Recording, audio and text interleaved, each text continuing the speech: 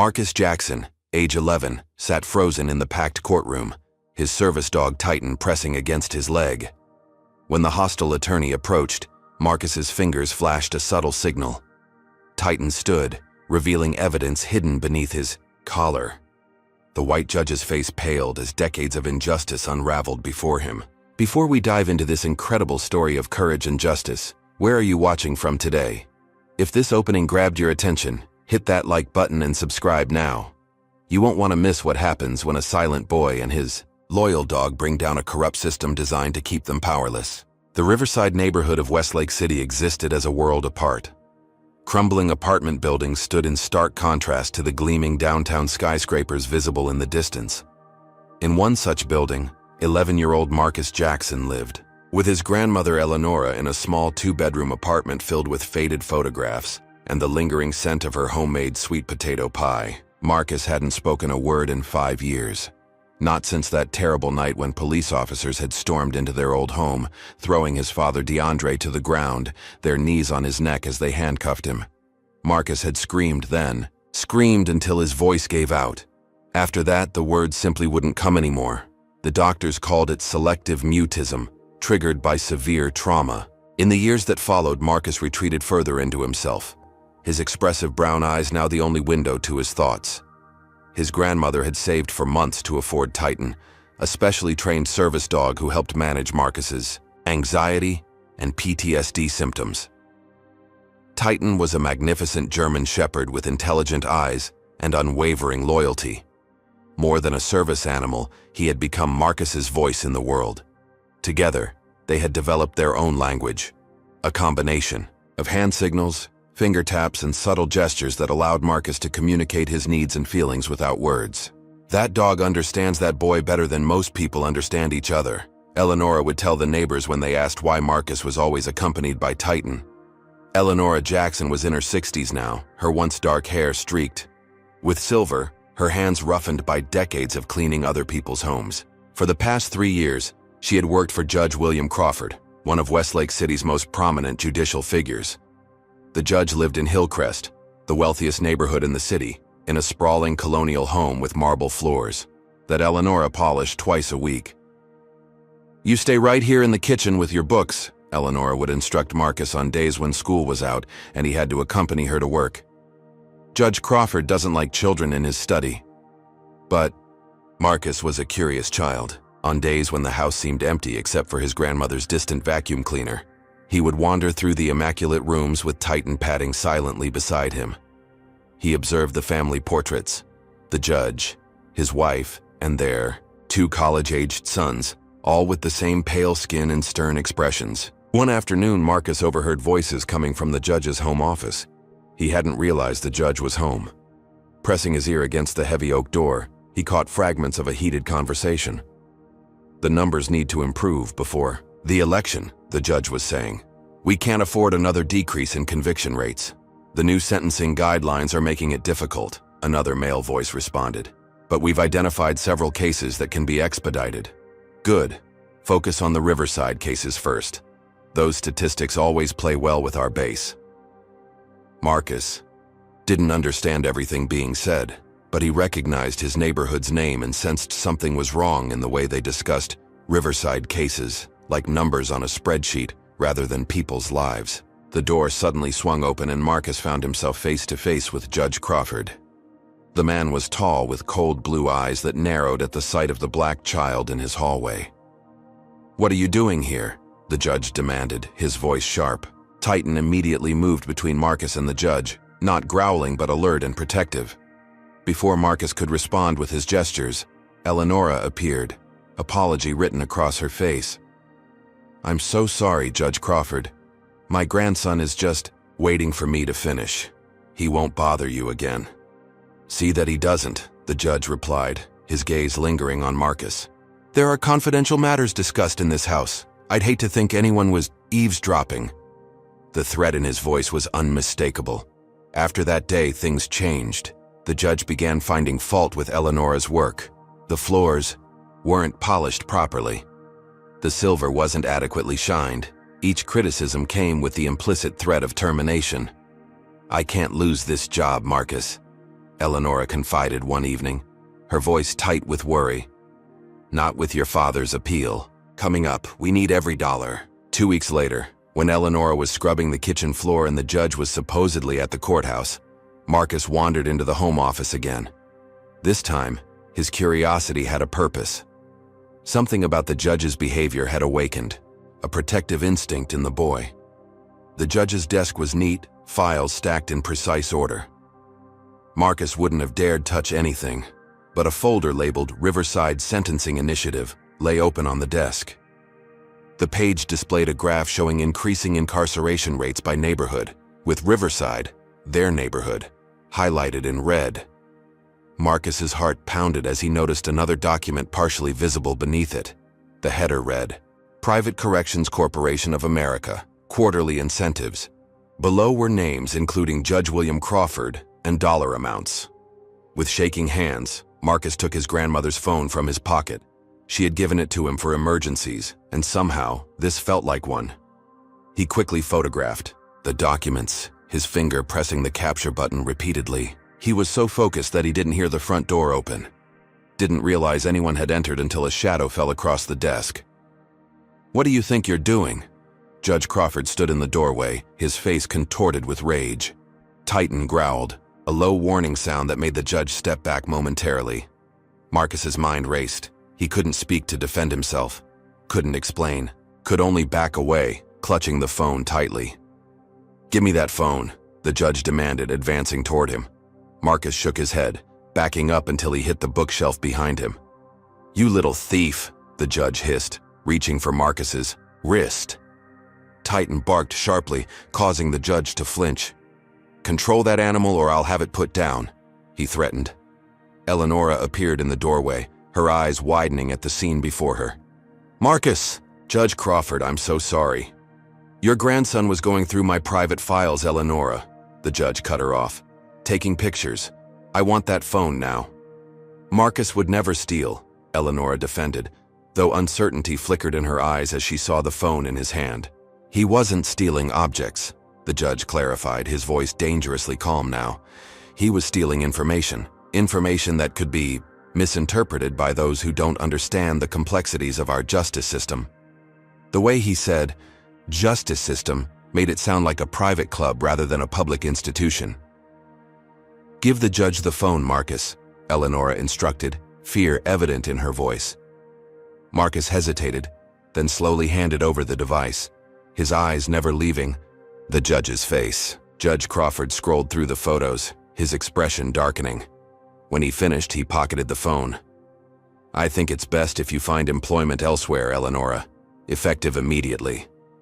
But, Judge Crawford, and I'd be very careful about what your grandson may have thought he saw or heard in my home. Fictional stories can damage reputations. They can also constitute slander, which, as you know, is actionable under the law. As they left the judge's house for the last time, Marcus noticed a black SUV parked across the street. A man inside seemed to be watching them.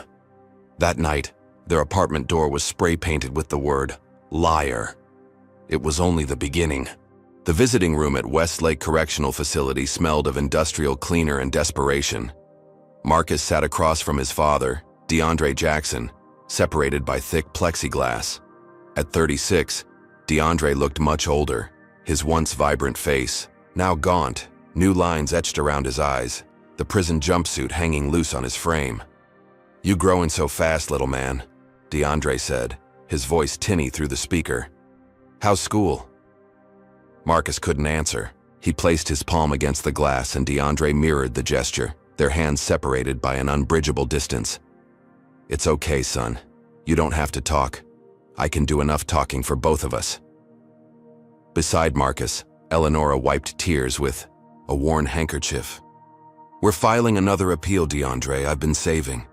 DeAndre's eyes softened with love and hardened with resignation in the same moment. Mama, we've been through 3 appeals already. Judge Crawford denied everyone. You need that money for Marcus. This time will be different, Eleanora insisted. There's a new lawyer interested in your case. What she didn't say was how they'd connected with this lawyer, or what Marcus had discovered in the judge's office. Some things couldn't be discussed in a prison visiting room, where every conversation was monitored. The truth about DeAndre Jackson's arrest 5 years ago remained buried beneath falsified police reports and fabricated evidence. On paper, DeAndre had been convicted of armed robbery at a convenience store in Westlake's downtown district. In reality, he had been walking home from his late shift as a hospital orderly when police cruisers surrounded him. The officers claimed he matched the description of a suspect. When DeAndre questioned why he was being detained, they interpreted his confusion as resistance. What followed played out in Marcus's nightmares with excruciating clarity. "Stop resisting," the officers had shouted, though DeAndre was complying with every command. "I'm not resisting," DeAndre had responded, his hands visible. One officer had drawn his weapon, while another forced DeAndre to the ground. Marcus, then only 6 years old, had run from the porch where Eleonora held him back, screaming for his father. The sight of a small black child running toward officers with drawn weapons could have ended in tragedy. Instead, DeAndre had shouted, "Marcus, stop, go back to Grandma." When an officer roughly pushed Marcus away, DeAndre's paternal instinct overrode his self-preservation. He struggled to reach his son to protect him. "He's assaulting an officer," someone yelled. The rest was a blur of violence, handcuffs, and his father's bloodied face pressed against the pavement. Later, a convenience store robbery that had occurred across town was pinned on DeAndre. The only evidence, a partial fingerprint that an expert would later claim matched DeAndre's, and the testimony of a clerk who had initially described the robber as maybe Hispanic, but later identified DeAndre in a lineup where he was the only black man. The case landed in Judge William Crawford's courtroom. The public defender assigned to DeAndre was fresh out of law school and carrying 30 other cases. The trial lasted less than 2 days. The verdict, guilty. The sentence, 15 years. After his father's imprisonment, Marcus stopped speaking. The trauma severed something within him, closing a door to verbal expression that no therapist had been able to reopen. Now, 5 years later, the neighborhood of Riverside continued its decline. The public school Marcus attended, Douglas Elementary, had broken windows covered with plywood, outdated textbooks, and classrooms that sweltered in summer and froze in winter. Meanwhile, across town, children in Hillcrest enjoyed a newly renovated school with a swimming pool and coding classes. Police cruisers circled Riverside constantly, officers watching from behind tinted windows. Residents called it the fishbowl effect, always being observed, always being judged. The same week, Eleonora lost her job at Judge Crawford's home. An eviction notice appeared on their apartment door, citing pattern of disturbance, though they had never received a single complaint. "It's not right," Ms. Rivera said when Eleonora shared their situation after school one day. Lucia Rivera was Marcus's 4th grade teacher, one of the few who saw beyond his silence to the intelligence beneath. She created alternative assignments that allowed Marcus to express his understanding through art and written work rather than oral presentations. "This is retaliation," Ms. Rivera continued, her dark eyes flashing with indignation. "And it's not just happening to your family. I've been documenting similar cases for years." She pulled out a thick binder filled with newspaper clippings, court records, and handwritten accounts. "The pattern is always the same. Black and Latino residents face harsher sentences for the same crimes as white defendants. They receive higher bail amounts, longer sentences, fewer diversionary programs." "We know the system is broken," Eleonora said wearily. "But what can we do? Every lawyer we've approached has turned us away once they hear Judge Crawford's name." "Not every lawyer," Ms. Rivera replied. She wrote a name and number on a sticky note. "Ayanna Washington. She specializes in civil rights cases and has been investigating Judge Crawford for months." 2 days later, they sat in the modest office of Ayanna Washington, Esq. Unlike the plush law firms downtown, Washington's practice operated from a converted row house in Riverside itself. Framed degrees from Howard University shared wall space with portraits of Thurgood Marshall and Constance Baker Motley. Ayanna Washington was in her early 40s, with locks pulled back in a neat bun and keen eyes that missed nothing. She listened intently as Eleonora explained their situation, occasionally making notes. And you say Marcus witnessed conversations between the judge and other officials, and found documents linking the judge to a private prison corporation? Eleonora nodded. He took photos, but the judge confiscated my phone. The photos might still be in your cloud storage, Ayanna suggested. Do you sync your photos automatically? Hope flickered as Eleonora realized she did. While Ayanna helped Eleonora access her account on the office computer, Marcus explored the waiting area with Titan. A wall of photographs showed Ayanna with former clients, mostly Black and Latino families. Newspaper headlines documented her. Victories. Local attorney secures release of wrongfully convicted man. Civil rights lawyer forces police reform after brutality case. For the first time in weeks, Marcus felt something close to hope. We've got them, Ayanna announced triumphantly from the inner office. The photos uploaded before the judge deleted them from your phone. She beckoned Marcus and Titan back inside, where her computer screen displayed the incriminating documents. This shows Judge Crawford receiving quarterly payments from Private Corrections Corporation of America, which operates Westlake Correctional Facility. The more inmates, the more profit. The more profit, the bigger his kickback. Is that enough to reopen DeAndre's case? Eleonora asked. It's a start, Ayanna replied. These documents suggest systematic corruption, but we'll need more. I've been tracking Crawford's sentencing patterns for years. Black defendants in his courtroom receive sentences 3 times longer than white defendants for identical crimes. She showed them charts and statistics, evidence of a justice system operating on separate tracks based on race. With your permission, I'd like to file a motion to re-examine DeAndre's case based on new evidence and simultaneously initiate a civil rights investigation into Judge Crawford's practices. Will it be dangerous? Eleonora asked, thinking of the vandalized door, the watching cars. Ayanna's expression turned grave. I won't lie to you. People with power don't surrender it willingly. Judge Crawford has connections throughout the city. Police, prosecutors, other judges. But the alternative is allowing this injustice to continue. Marcus tugged at his grandmother's sleeve, then made a series of gestures that only she and Titan could interpret. Marcus says we have to try, Eleonora translated, for his father and for everyone else the judge has hurt. 2 weeks later, Ayanna's car brakes failed as she drove to court. She survived, but the message was clear. Back off. When Marcus heard the news, he drew a detailed picture of men in suits watching Ayanna's office from a black SUV, the same vehicle he'd seen. Outside their apartment, he gave the drawing to his grandmother, who delivered it to Ayanna. Your grandson is observant, Ayanna remarked, studying the drawing. He's captured the license plate number. The plate traced back to a security company owned by a former police officer with ties to Judge Crawford. They're watching us, Ayanna confirmed, which means we're making them nervous. As they left her office that evening, Marcus spotted the black SUV again. This time, he memorized the face of the driver. In his silence, Marcus had developed extraordinary observational skills. He noticed things others missed. Subtle expressions, patterns of behavior, inconsistencies in stories. These skills would prove crucial in the days to come, as the conspiracy surrounding Judge Crawford began to unravel, thread by dangerous thread. Have you ever wondered how deep corruption can run in a system designed to protect us? How many lives might be ruined while we remain unaware? As Marcus and his family were about to discover, Judge Crawford's influence extended far beyond his courtroom, reaching into every corner of Westlake City like poison in the water supply. If you believe our justice system should work equally for everyone regardless of skin color or wealth, comment number 1 below.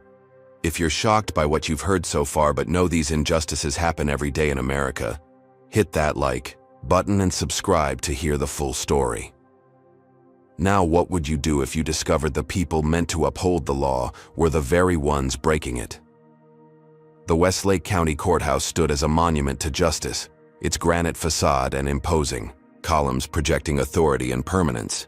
Inside its marble halls, however, a different reality played out daily, one where justice depended heavily on the color of one's skin and the weight of one's wallet. Bradley Thompson had worked as Judge Crawford's clerk for 3 years. ACOC, recent law school graduate with student loans crushing his shoulders, he had initially felt fortunate to secure a position with such a prominent judge. Disillusionment came gradually, then suddenly. It began with noticing patterns in sentencing. Black defendants consistently received maximum penalties, while white defendants with similar charges often got probation or reduced sentences. When Bradley compiled statistics as part of his job, the disparities were mathematically undeniable. Then came the private meetings in the judges' chambers, closed-door sessions with prosecutors before trials even began, discussions about cases that excluded defense attorneys. As the judge's clerk, Bradley was present for many of these conversations, typing notes that were later destroyed. On a rainy Tuesday morning, Judge Crawford handed Bradley a stack of files. "Make sure these are processed today. Priority sentencing." Bradley flipped through the cases, all defendants from Riverside, all black or Latino, all facing harsh sentences for nonviolent offenses. Attached to each file was a yellow sticky note with the letters PCC and a dollar amount. The same initials Bradley had seen on the judge's quarterly financial statements, Private Corrections Corporation. That afternoon, while the judge attended a luncheon, Bradley searched the office computer system. Hidden in password-protected folders, he found spreadsheets tracking conviction rates by neighborhood, correlating with payments from PCC. Judge Crawford wasn't just prejudiced. He was running a modern-day convict leasing system, profiting from sending black and Latino residents to privately run prisons. Bradley was making copies of these files when he noticed a document about a recent security breach. Photographs, taken from the judge's home office by the Jackson boy. The document included surveillance photos of Marcus, Eleonora, and their apartment building. The same day Bradley made this discovery, Eleonora Jackson answered a knock at her door to find a pale young man in a rumpled suit. "Mrs. Jackson, I'm Bradley Thompson, Judge Crawford's clerk. I need to speak with you about your grandson and what he found." Eleonora nearly slammed the door, but Bradley wedged his foot in the opening. "Please," he begged. "I'm not here to threaten you. I'm here because I found evidence supporting what Marcus discovered. The judge is dangerous and I want to help." Titan growled from behind Eleonora, sensing her distress. "Why should I trust you?" Eleonora demanded. "You work for him." "Because I have these," Bradley said, sliding a manila envelope through the gap in the door. "Copies of everything.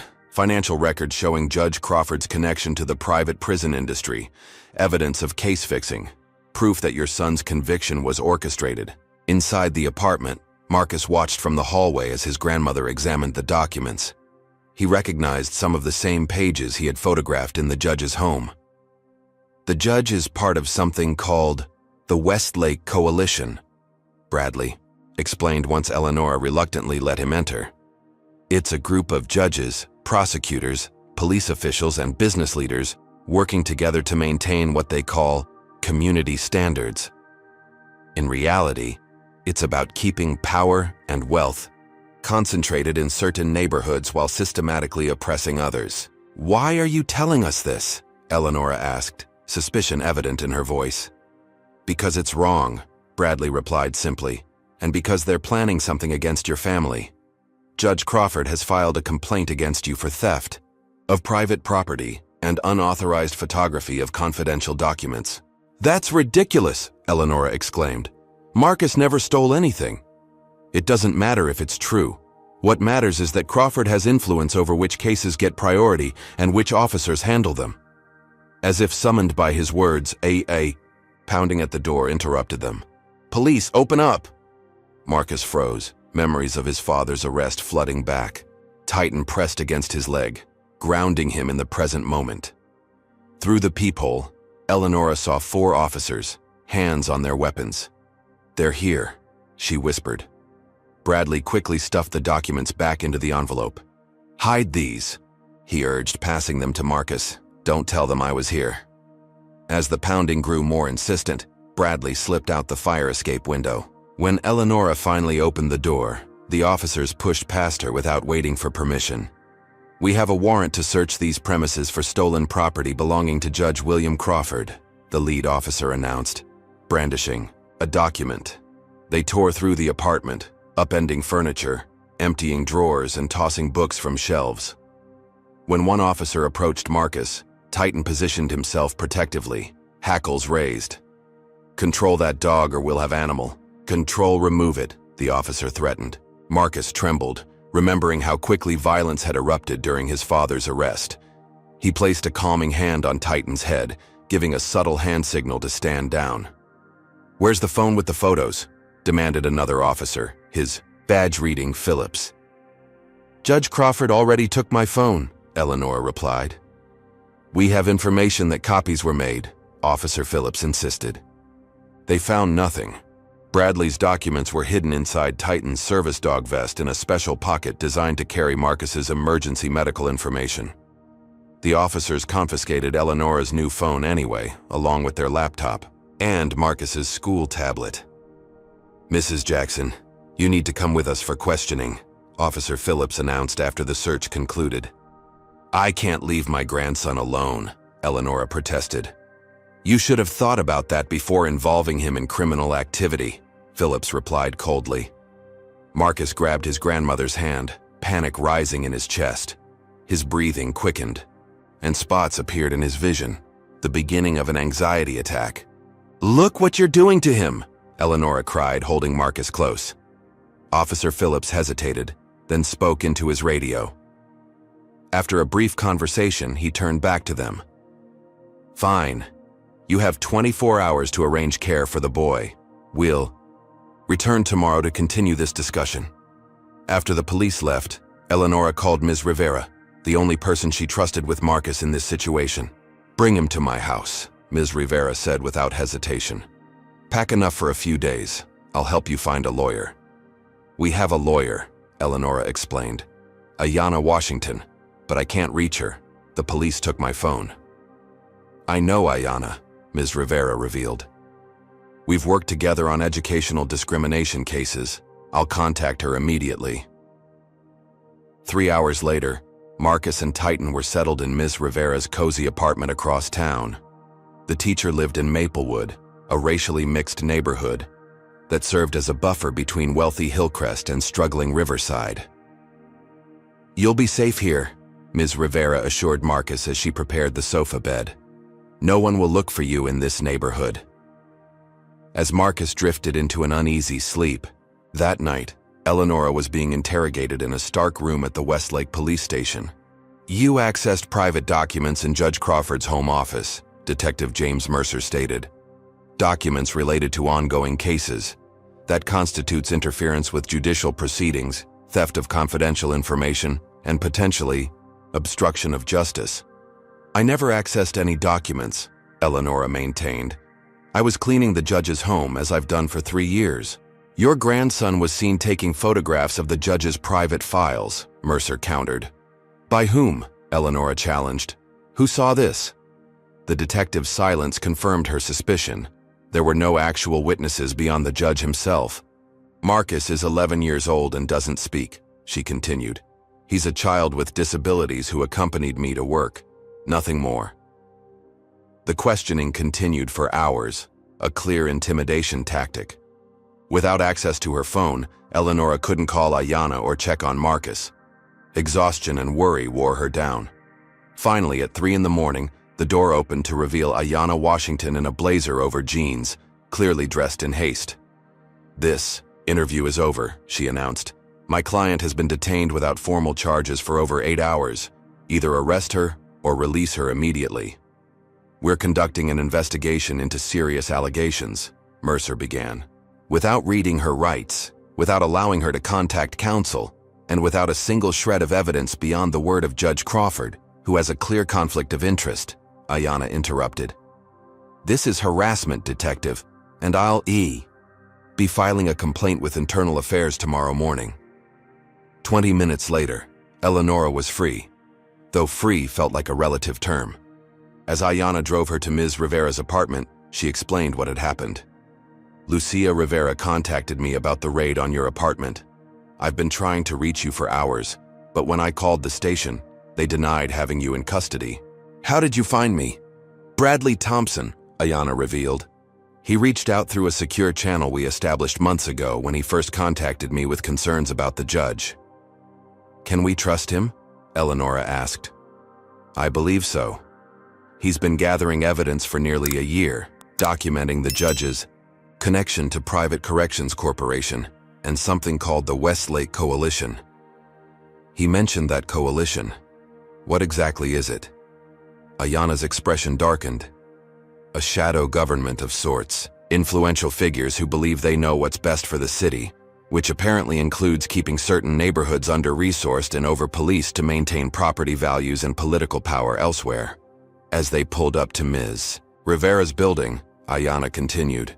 The documents Marcus photographed and the evidence Bradley has collected suggest Judge Crawford isn't just receiving kickbacks from the private prison. He's a key player in a systemic effort to criminalize Black and Latino residents, particularly in Riverside, to maintain social control and profit from incarceration. What do we do now? Eleonora asked, feeling overwhelmed by the scope of the conspiracy.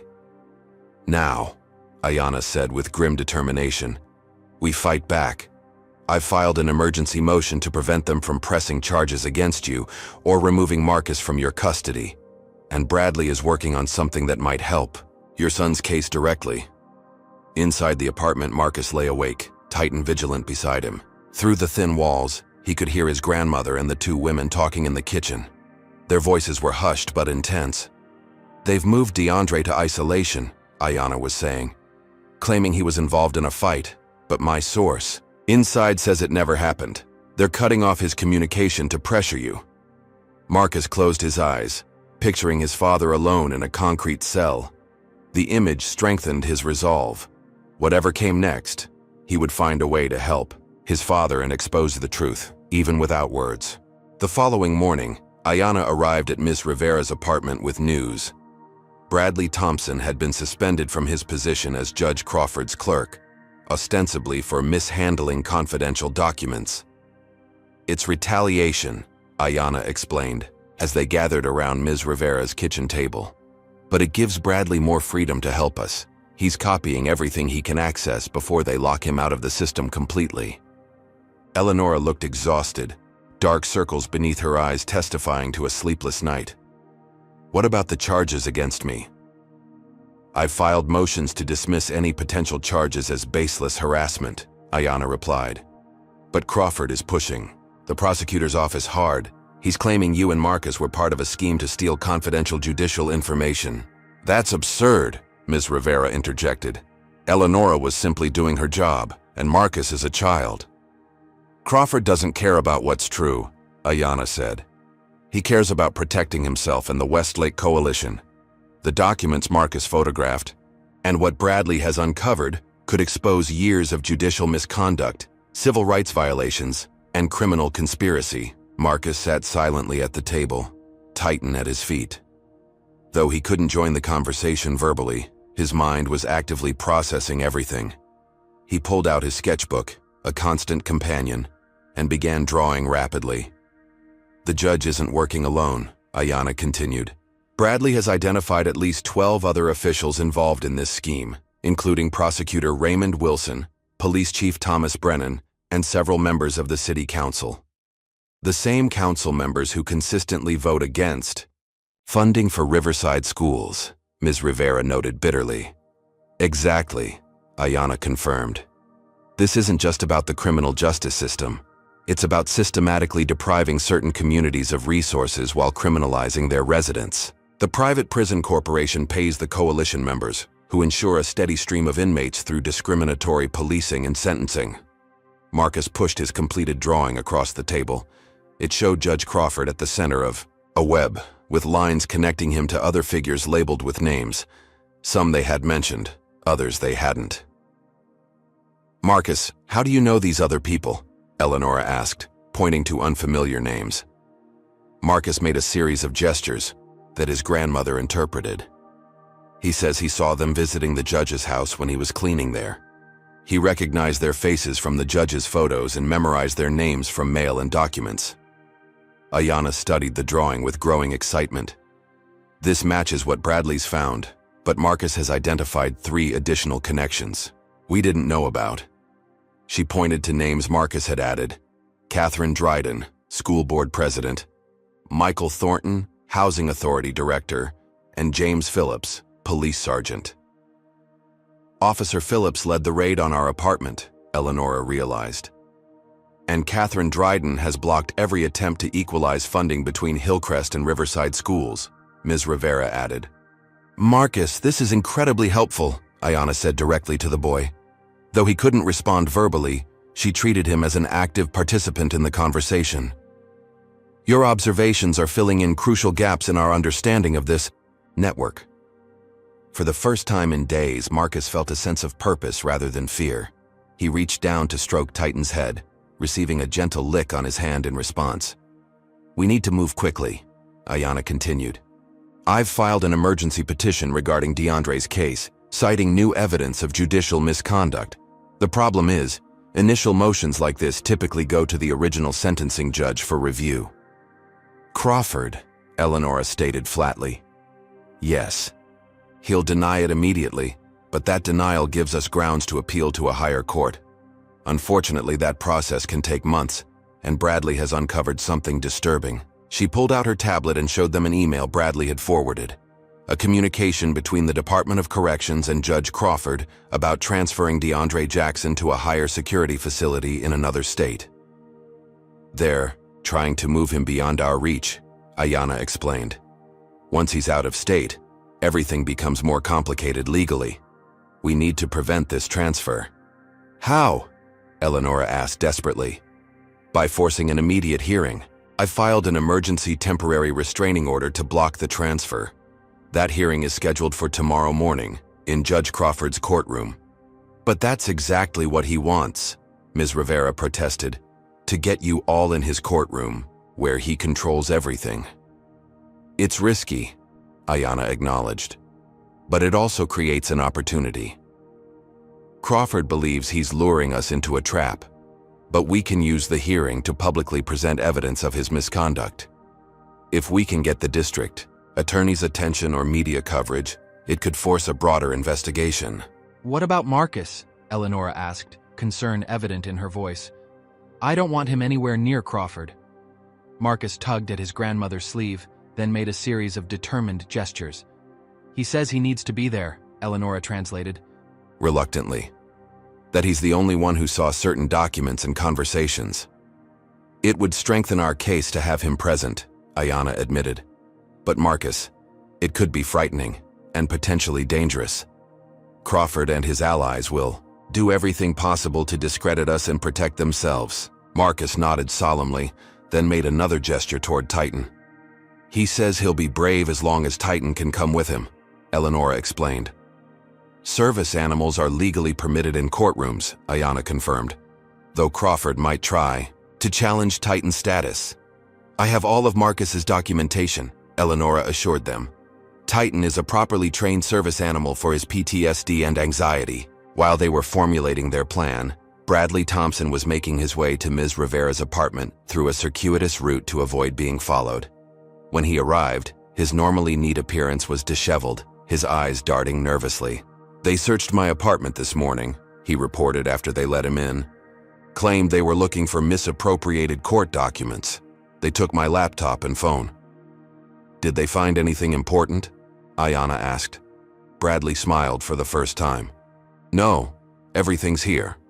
He patted his messenger bag. Multiple copies plus uploads to secure servers. I've been preparing for this possibility for months. From his bag, he produced several USB drives. These contain everything.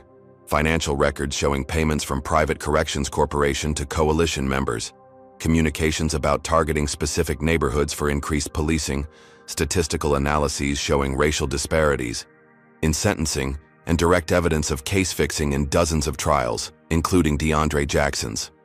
Ayanna examined one of the drives. This is enough to justify a federal investigation, possibly RICO charges against the entire coalition. There's more, Bradley added. I found records of Crawford discussing DeAndre's case specifically with Prosecutor Wilson before the trial even began. They selected him as a high-value target because of his community activism. DeAndre had been organizing tenant rights meetings in Riverside, challenging landlords connected to coalition members. Eleonora covered her mouth. He never told me they were threatening him. He just said he was helping neighbors understand their rights. That made him dangerous in their eyes, Bradley explained. Community organization threatens their control. Ms. Rivera had been quiet, listening intently. Now she spoke up. I have something to contribute as well. She retrieved a large binder from her bookshelf. 5 years of documentation on educational discrimination in Westlake. Disparities in funding, resources, teacher assignments, disciplinary actions, all broken down by race and neighborhood. And I've compiled evidence of housing discrimination cases, Ayanna added. Evictions that target specific demographics, code violations enforced only in certain neighborhoods, development projects that consistently bypass Riverside. As the adults pooled their evidence, Marcus continued drawing. His newest sketch showed the courthouse with small figures positioned. Throughout, Judge Crawford, police officers, court personnel, all marked with tiny labels. What's this, Marcus? Ayanna asked, studying the detailed drawing. Through Eleanora's translation of his gestures, they understood. Marcus was mapping the courthouse, showing where Crawford's allies would likely be stationed, based on his observations during previous visits. Your grandson has an exceptional memory and attention to detail, Ayanna told Eleanora. He notices everything, Eleanora agreed. Always has, even before he stopped speaking. For the next several hours, the unlikely alliance, a civil rights attorney, a school teacher, a court clerk, a grandmother, a silent boy, and his service dog, prepared for the confrontation ahead. They organized evidence, rehearsed arguments, and anticipated obstacles. As evening fell, Bradley received a text from a burner phone he'd given to a sympathetic court reporter. Crawford has stacked the deck for tomorrow. Friendly officers, his preferred bailiff, Prosecutor Wilson, handling the case personally. They're treating this like a major security operation. They're scared, Ayanna observed. They wouldn't commit this many resources unless they feel genuinely threatened. That night, as the others finalized preparations, Marcus sat by the window with Titan, watching the street below.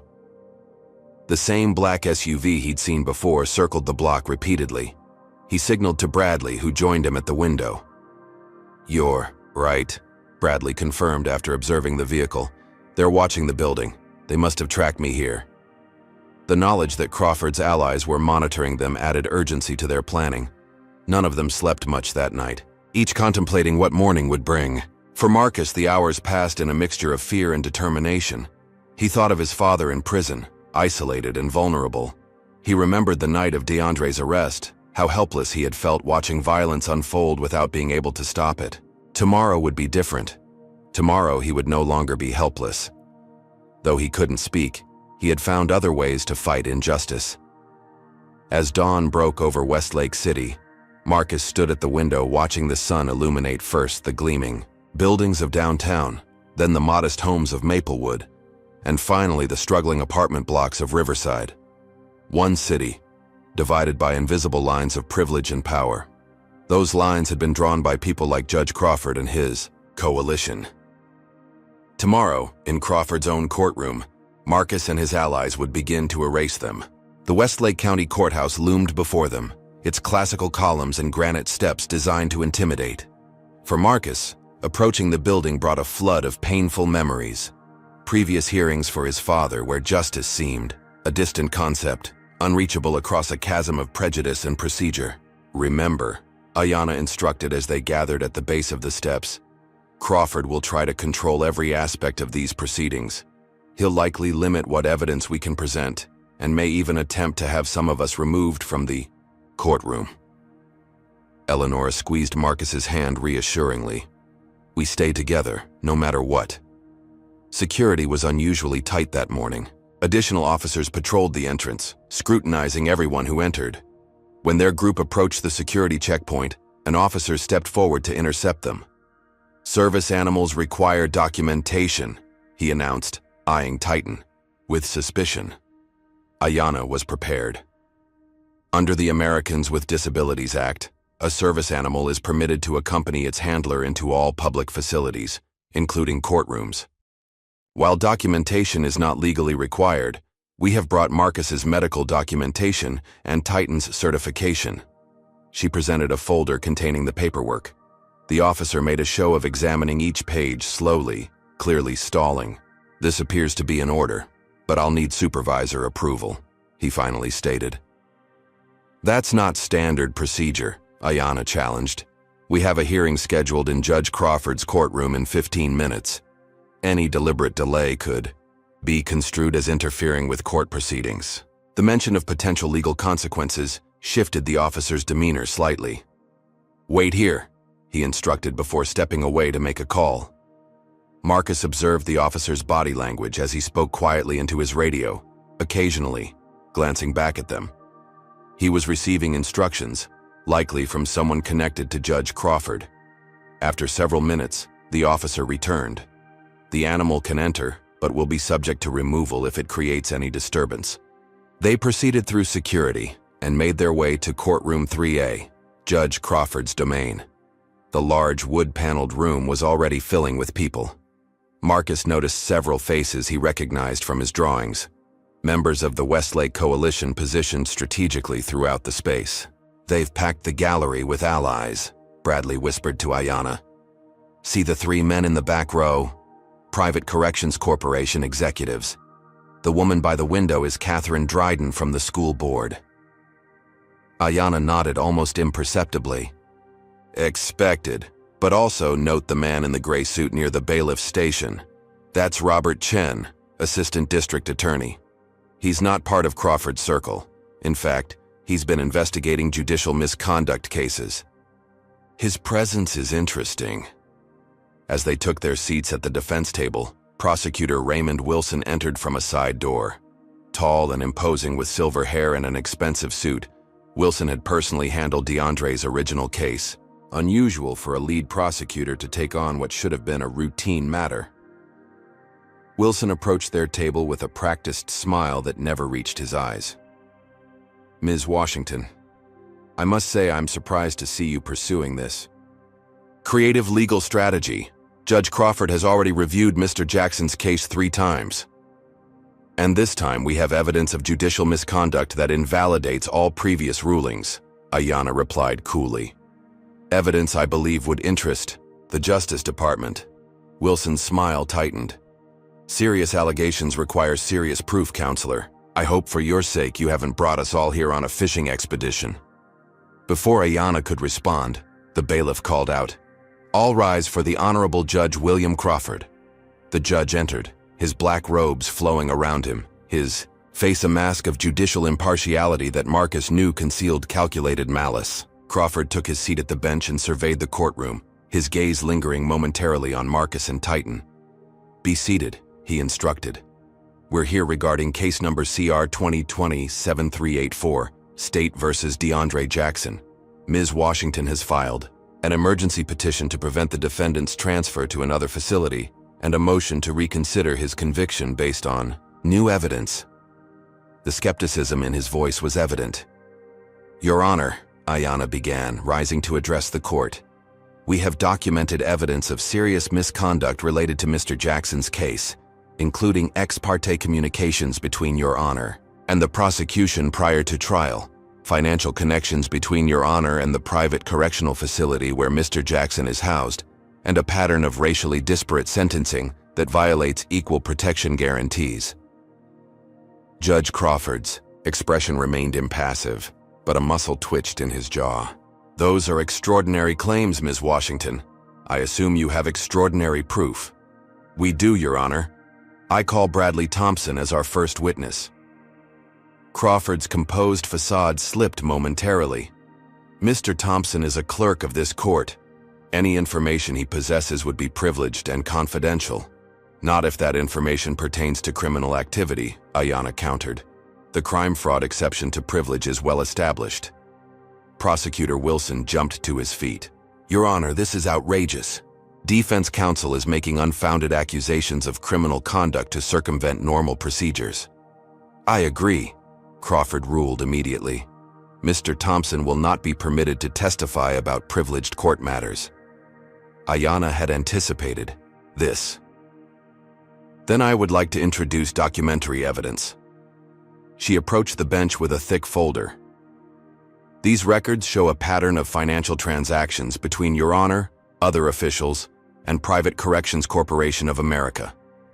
Judge Crawford barely glanced at the documents. These appear to be private financial records obtained without authorization. They're inadmissible. Your Honor, Ayanna persisted, the court cannot simply declare evidence inadmissible because it's damaging to the court itself. That represents a clear conflict of interest. Ms. Washington, Crawford's voice took on a dangerous edge. You are treading on thin ice. This hearing is about a specific transfer request, not a platform for baseless accusations against this court. Marcus watched the exchange with growing anxiety.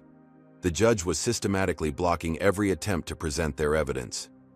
He glanced around the courtroom, noting the smug expressions on the faces of Crawford's allies.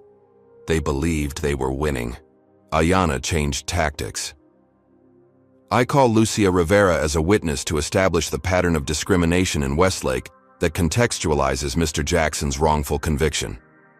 Ms. Rivera took the stand and was sworn in. Before she could begin her testimony, Judge Crawford interrupted. Ms. Washington, how is a schoolteacher qualified to testify about a criminal conviction? Ms. Rivera has documented 5 years of systematic discrimination in Westlake's public institutions, including the justice system.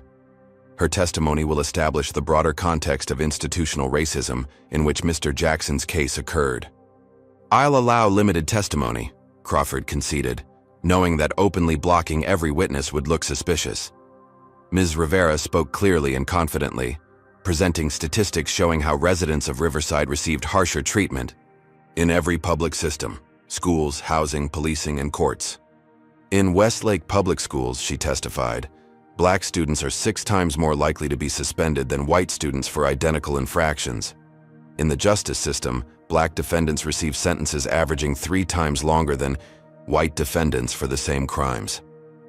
As she spoke, Marcus noticed Robert Chen, the assistant district attorney Ayanna had pointed out earlier, taking detailed notes. Prosecutor Wilson's cross-examination was dismissive. Ms. Rivera, you're an elementary school teacher, not a legal expert or criminologist. Isn't it possible these disparities reflect different circumstances rather than discrimination? The data controls for all variables, Ms. Rivera responded firmly. The only remaining explanation is systemic bias. When Ms. Rivera stepped down, Ayanna called Eleanora Jackson to testify about her son's character and community involvement prior to his arrest. DeAndre was organizing tenant rights meetings, Eleanora explained, helping neighbors understand their legal protections against unfair evictions and housing code violations. And who were the landlords involved? Ayanna asked. Westlake Properties Management was the main company. They own most of the apartment buildings in Riverside. Objection, Wilson interrupted. Relevance. Sustained, Crawford ruled immediately. Ayanna pressed on. Mrs. Jackson, please tell the court about your employment with Judge Crawford. Eleanora described her years working in the judge's home, including the incident when Marcus overheard conversations about targeting Riverside residents for prosecution. Objection. Wilson was on his feet again. This is hearsay from a child who doesn't even speak. Judge Crawford nodded. Sustained. Mrs. Jackson, please limit your testimony to direct observations, not what your grandson may or may not have. Overheard. Throughout these exchanges, Marcus sat quietly, observing everything. The judge's subtle signals to the prosecutor, the bailiffs positioning near their table, the court reporter's occasional pauses when certain testimony was given. He noted which spectators seemed uncomfortable with the proceedings and which were clearly there to support Crawford. When Eleanora finished her testimony, Ayanna announced, I call Marcus Jackson. A murmur ran through the courtroom. Judge Crawford frowned. The boy is 11 years old and has a documented communication disorder. He cannot testify effectively. Marcus can communicate through writing and drawing, Your Honor. His observations are central to this case. I'll permit it, Crawford decided after a moment's consideration, but only with significant constraints. As Marcus approached the witness stand, Titan at his side, he felt every eye in the courtroom on him. The bailiff began to intercept the dog. The service animal stays with him, Ayanna insisted. It's required for his medical condition. Judge Crawford waved the bailiff back reluctantly. Fine, but any disruption from the animal will end this testimony immediately. Marcus was sworn in, nodding instead of speaking the oath. Ayanna provided him with paper and markers, setting them on the witness stand. Marcus, she began gently, can you draw what you saw in Judge Crawford's home office the day you found certain documents? Marcus began drawing with remarkable speed and precision, creating a detailed rendering of the judge's desk with the incriminating files clearly labeled. When he finished, he held up the drawing for the court to see. Let the record reflect that the witness has drawn documents labeled Riverside Sentencing Initiative and Private Corrections Corporation, quarterly incentives with Judge Crawford's name visible, Ayanna stated for the transcript. Judge Crawford's patience visibly thinned. Ms. Washington, this proves nothing except that the boy saw some papers in my office, which his grandmother has already admitted he was not supposed to enter. Marcus, Ayanna continued undeterred, can you draw the men you saw meeting with Judge Crawford that day? As Marcus began his next drawing, Wilson objected again. Your Honor, this is absurd. We're allowing a child to doodle pictures and treating it as testimony. I agree, Crawford ruled. This demonstration is over, the boy will step down. But Marcus had already completed his drawing, showing Judge Crawford with Prosecutor Wilson and another man he'd identified from photos as Police Chief Brennan. The three were depicted standing over a map of Westlake with Riverside circled and marked with dollar signs. Before the bailiff could take the drawing, Marcus held it up for the entire courtroom to see. A collective gasp rose from the gallery. Remove him from the stand, Crawford ordered sharply. As the bailiff approached, Titan shifted position, not threatening but protective, creating space between Marcus and the advancing officer. Control that animal, Crawford demanded. Marcus placed a calming hand on Titan's head, but maintained his position, holding the drawing higher. This is becoming a circus, Crawford declared. Bailiff, remove both the boy and the dog from my courtroom. Two additional officers moved toward Marcus. The tension in the room escalated rapidly. Your Honor, Ayanna interjected. Forcibly removing a child witness will not look favorable in the appellate record. Crawford hesitated, aware of the optics. In that moment of indecision, Robert Chen, the assistant district attorney, rose from his seat. Your Honor, if I may, Chen addressed the court.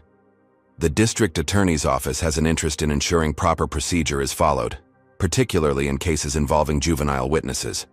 I request that the court allow the boy to complete his testimony through his chosen communication method. Crawford was cornered. Denying the request from the DA's office would be too obviously obstructive. Very well, he conceded tersely. But let's move this along. As Marcus returned to his seat, he noticed a subtle shift in the courtroom atmosphere. Some of Crawford's allies looked less confident. Chen's intervention had introduced an unpredictable element to their carefully orchestrated proceedings. During a brief recess, Ayanna huddled with their group in the hallway outside. Crawford is blocking everything as expected, she acknowledged. But Chen's interest gives us an opening. We need to get our evidence directly to him. We've also drawn media attention, Ms. Rivera noted, gesturing toward several reporters who had slipped into the gallery after hearing about the unusual proceedings. When court resumed, Judge Crawford moved to wrap up the hearing. Having heard the presented testimony, limited as it is, I'm prepared to rule on the emergency petition. Your Honor, Ayanna interrupted, we have additional witnesses and evidence to present. I've heard enough, Crawford declared. This petition appears to be a thinly veiled attempt to relitigate a closed case without substantive new evidence. The petition to prevent transfer is denied. Furthermore, I'm referring you to the Bar Association for potential sanctions regarding unfounded accusations against this court. As Crawford prepared to adjourn, Marcus suddenly stood up, drawing all eyes to him. Titan rose beside him, alert and focused. Young man, sit down, Crawford ordered, but Marcus remained standing, his eyes locked with the judge's. For the first time in 5 years, he opened his mouth as if to speak. No words came out, but his intention was clear: defiance. Remove him, Crawford commanded the bailiff. As officers approached, Marcus's hand moved to Titan's collar, fingers positioning in what appeared to be a nervous gesture but was actually a signal they had practiced. No one in the courtroom, not even his grandmother, knew what would happen next. Have you ever witnessed a moment when everything changes in an instant? When truth breaks through deception like sunlight through storm clouds? As officers moved toward Marcus in that tense courtroom, something extraordinary was about to unfold, a moment that would shatter the foundations of corruption in Westlake City. If you believe even the smallest voice can topple the mightiest injustice, comment number 1 below. If you're holding your breath wondering what signal Marcus gave to Titan, hit that like button and subscribe to find out. What would you do if you held evidence that could free your father, but revealing it might put you in danger? During the brief recess before Judge Crawford's ruling, Marcus had overheard a conversation that chilled him to his core. While waiting in the hallway outside the courtroom restrooms, he ducked behind a water fountain when he spotted Prosecutor Wilson and Judge Crawford walking toward a private conference room. Though they spoke in hushed tones, Marcus's exceptional hearing, developed during years of silent observation, allowed him to catch fragments of their exchange. "Getting messy," Wilson was saying. "That Chen from the DA's office. He's ambitious but harmless," Crawford dismissed. "This ends today. What about Washington and the mute kid?" "I'll handle Washington through the Bar Association. As for the boy and his grandmother, I've already spoken with Family Services. Once we're done here, they'll find the home situation unsuitable." The implication was clear. They planned to separate Marcus from Eleonora, cutting off his support system and silencing their testimony permanently. "Good," Wilson nodded. "We can't afford any loose ends with the PCC contract renewal coming up next month. $25 million at stake." They disappeared into the conference room, leaving Marcus frozen in place, his heart hammering. They weren't just fighting to protect their reputations. They were protecting a multi-million-dollar criminal enterprise, and they were willing to destroy his family to do it. When Marcus returned to Ayanna and the others, he couldn't communicate what he'd heard without drawing attention, but the urgency in his eyes prompted Bradley to lean close. "What is it?" Bradley whispered. Marcus made a quick series of gestures that only his grandmother could fully interpret, but Bradley caught enough to understand the danger had escalated. "They're planning something against him and Mrs. Jackson," Bradley murmured to Ayanna. As they re-entered the courtroom, Bradley discreetly pressed something into Marcus's hand, a small black device the size of a USB drive. "It's a digital recorder," he explained in a barely audible whisper. "Already running. Keep it hidden." Now, as officers approached to remove him from the courtroom, Marcus knew this was their last chance. His fingers found the special pocket in Titan's service vest, securing the recording device inside. Then, with deliberate movements, he gave Titan the signal they had practiced countless times at home, a specific pattern of finger taps against the dog's collar. Titan responded immediately, performing a behavior that looked like simple agitation to everyone else but was actually a precisely trained action. The dog whined and pawed at his collar, seeming distressed. "Control that animal," Judge Crawford demanded again, but Titan continued the behavior, becoming more insistent, drawing all attention to his collar, where a small compartment was now visible. "He's indicating something," Eleonora explained, moving toward her grandson. "Titan is trained to alert when Marcus is in distress." The bailiff hesitated, uncertain how to proceed. In that moment of confusion, Titan completed the behavior by pulling at his collar until the hidden compartment opened, revealing the recording device. "What is that?" Judge Crawford demanded, standing up from the bench. Ayanna, quick to understand, stepped forward. "Your Honor, it appears to be a recording device. As an officer of the court, I request permission to examine it." Before Crawford could object, Robert Chen rose again.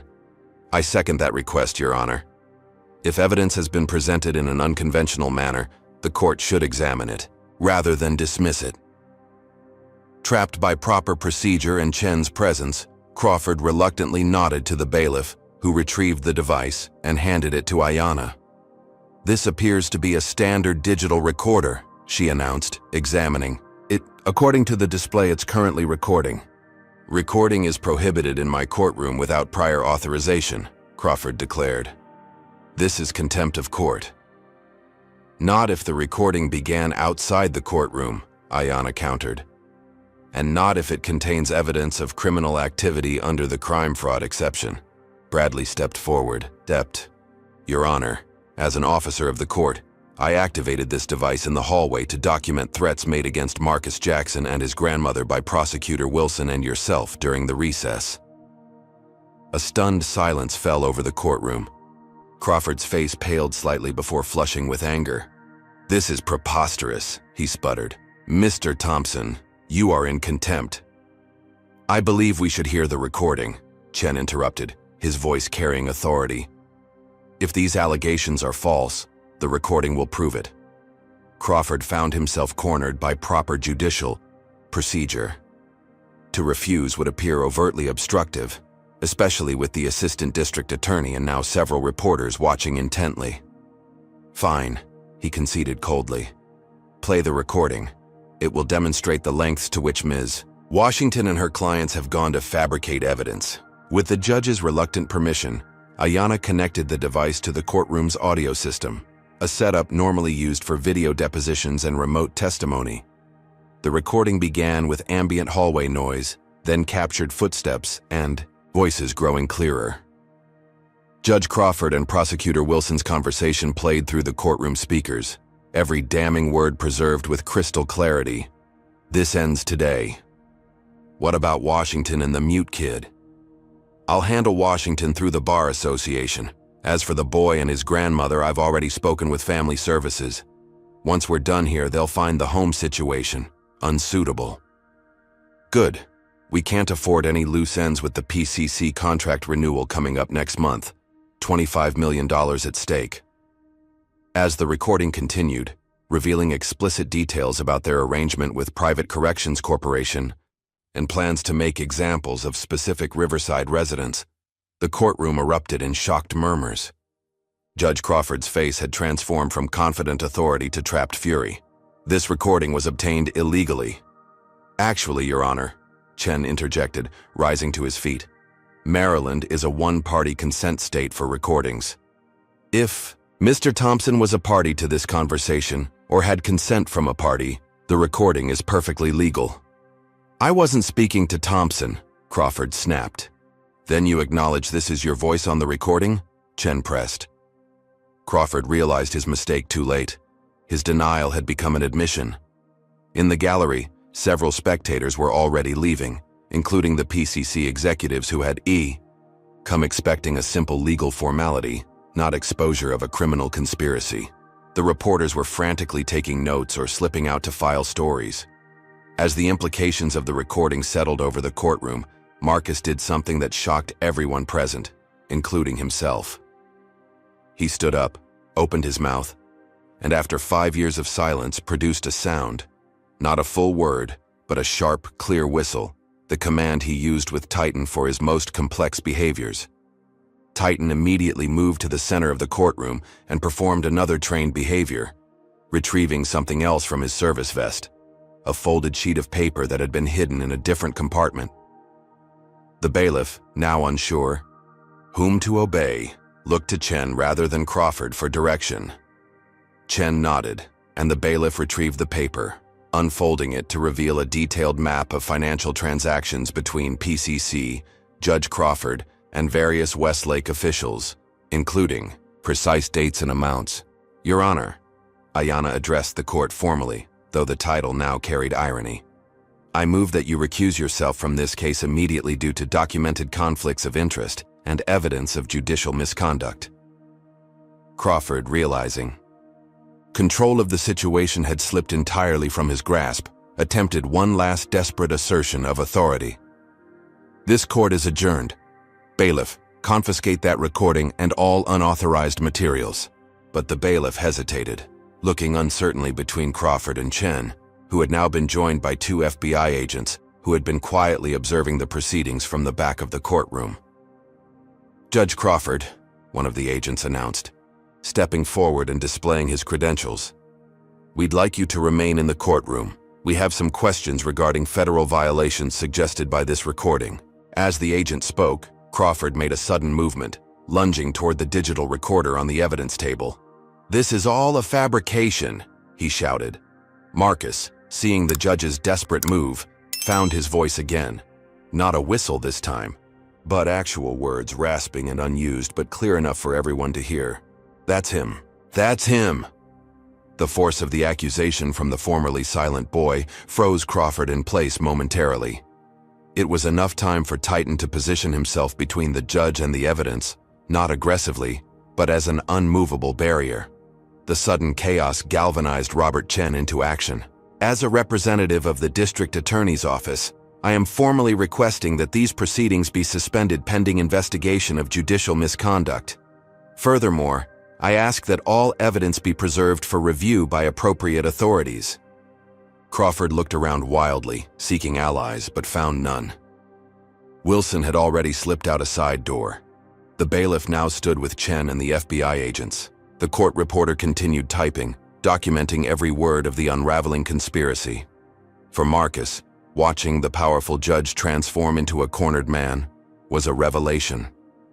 5 years of fear and silence began to crack within him, like ice breaking on a frozen river.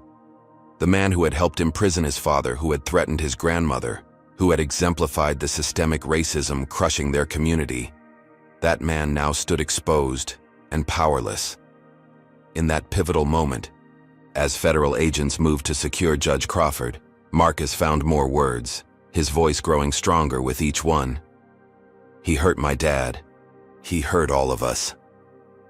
Eleonora wrapped her arms around her grandson, tears streaming down her face. "You spoke," she whispered. "You spoke."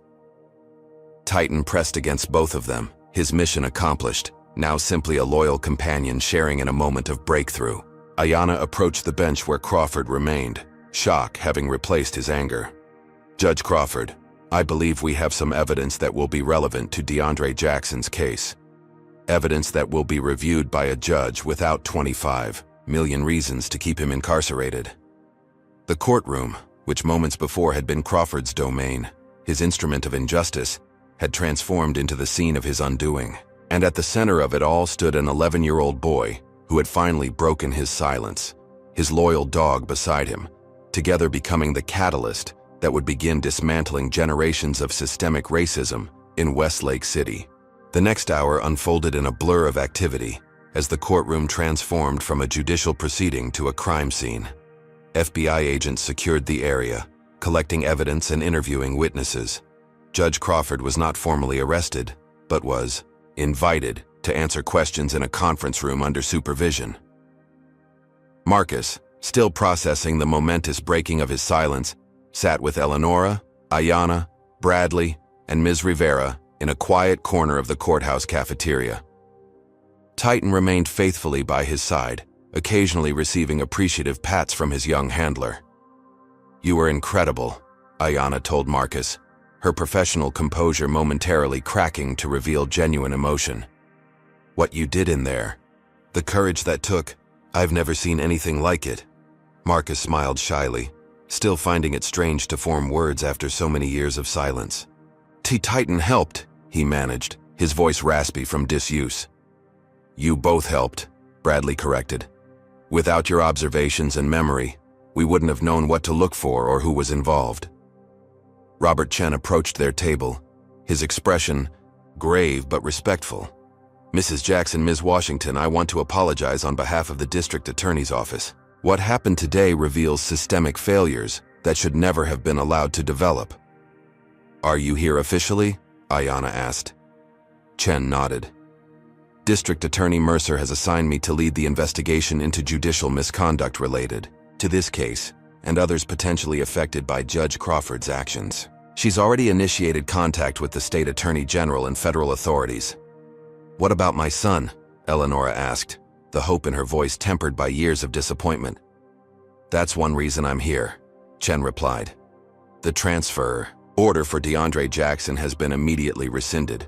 Furthermore, we're filing an emergency motion to review his conviction with an out-of-county judge to avoid any potential conflicts of interest." The news brought fresh tears to Eleonora's eyes. Marcus squeezed his grandmother's hand, finding a strange new power in his ability to comfort her with both gestures and words. "Dad's coming home," he whispered.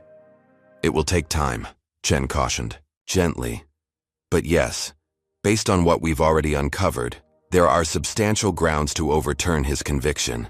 The recording alone demonstrates clear judicial bias and ex parte communications that violated Mr. Jackson's right to a fair trial." While they were speaking, commotion erupted near the cafeteria entrance. Prosecutor Wilson had been intercepted, trying to leave the building with a briefcase full of documents. The FBI agents were now escorting him back inside, his typical composure shattered. "This is all a misunderstanding," Wilson was protesting loudly. "Those files are privileged work product.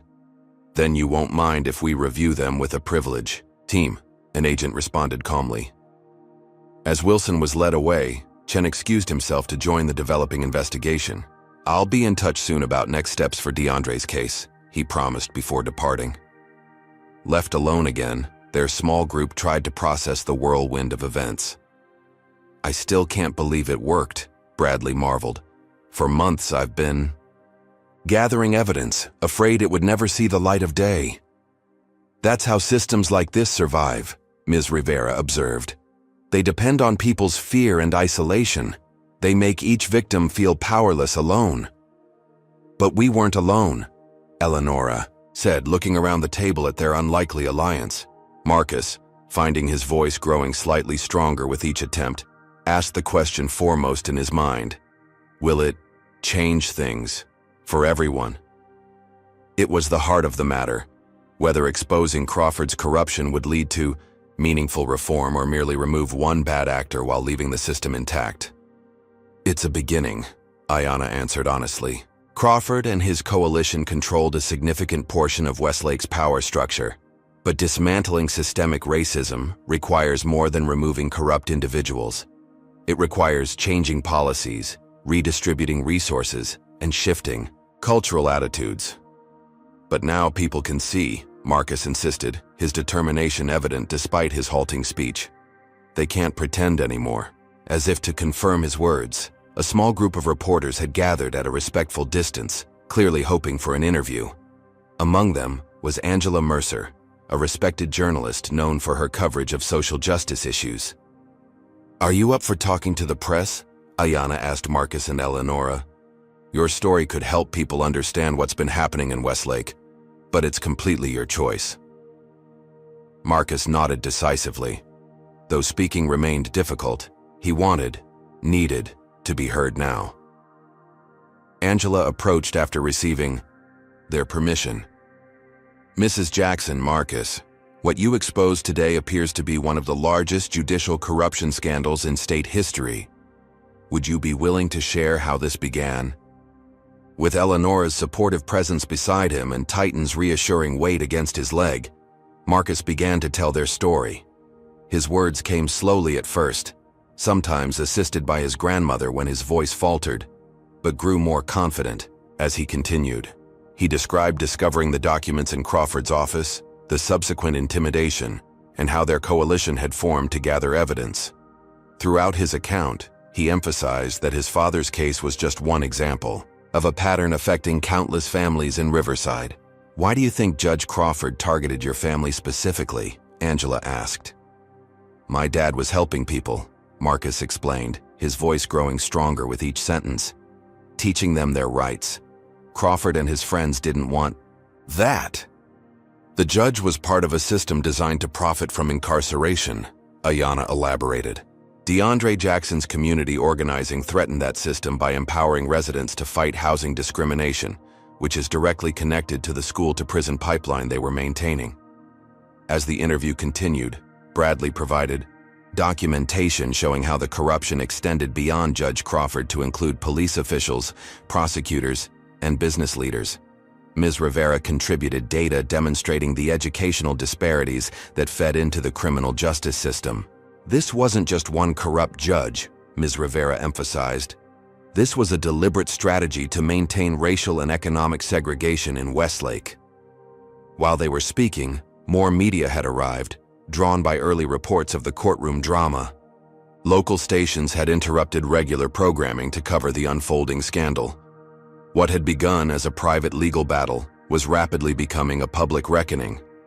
Outside the courthouse, residents from Riverside had begun to gather, word spreading through the community that something momentous was happening. Many carried hastily made signs reading, "Justice for DeAndre" and "End corrupt courts." Back inside, the investigation continued to expand.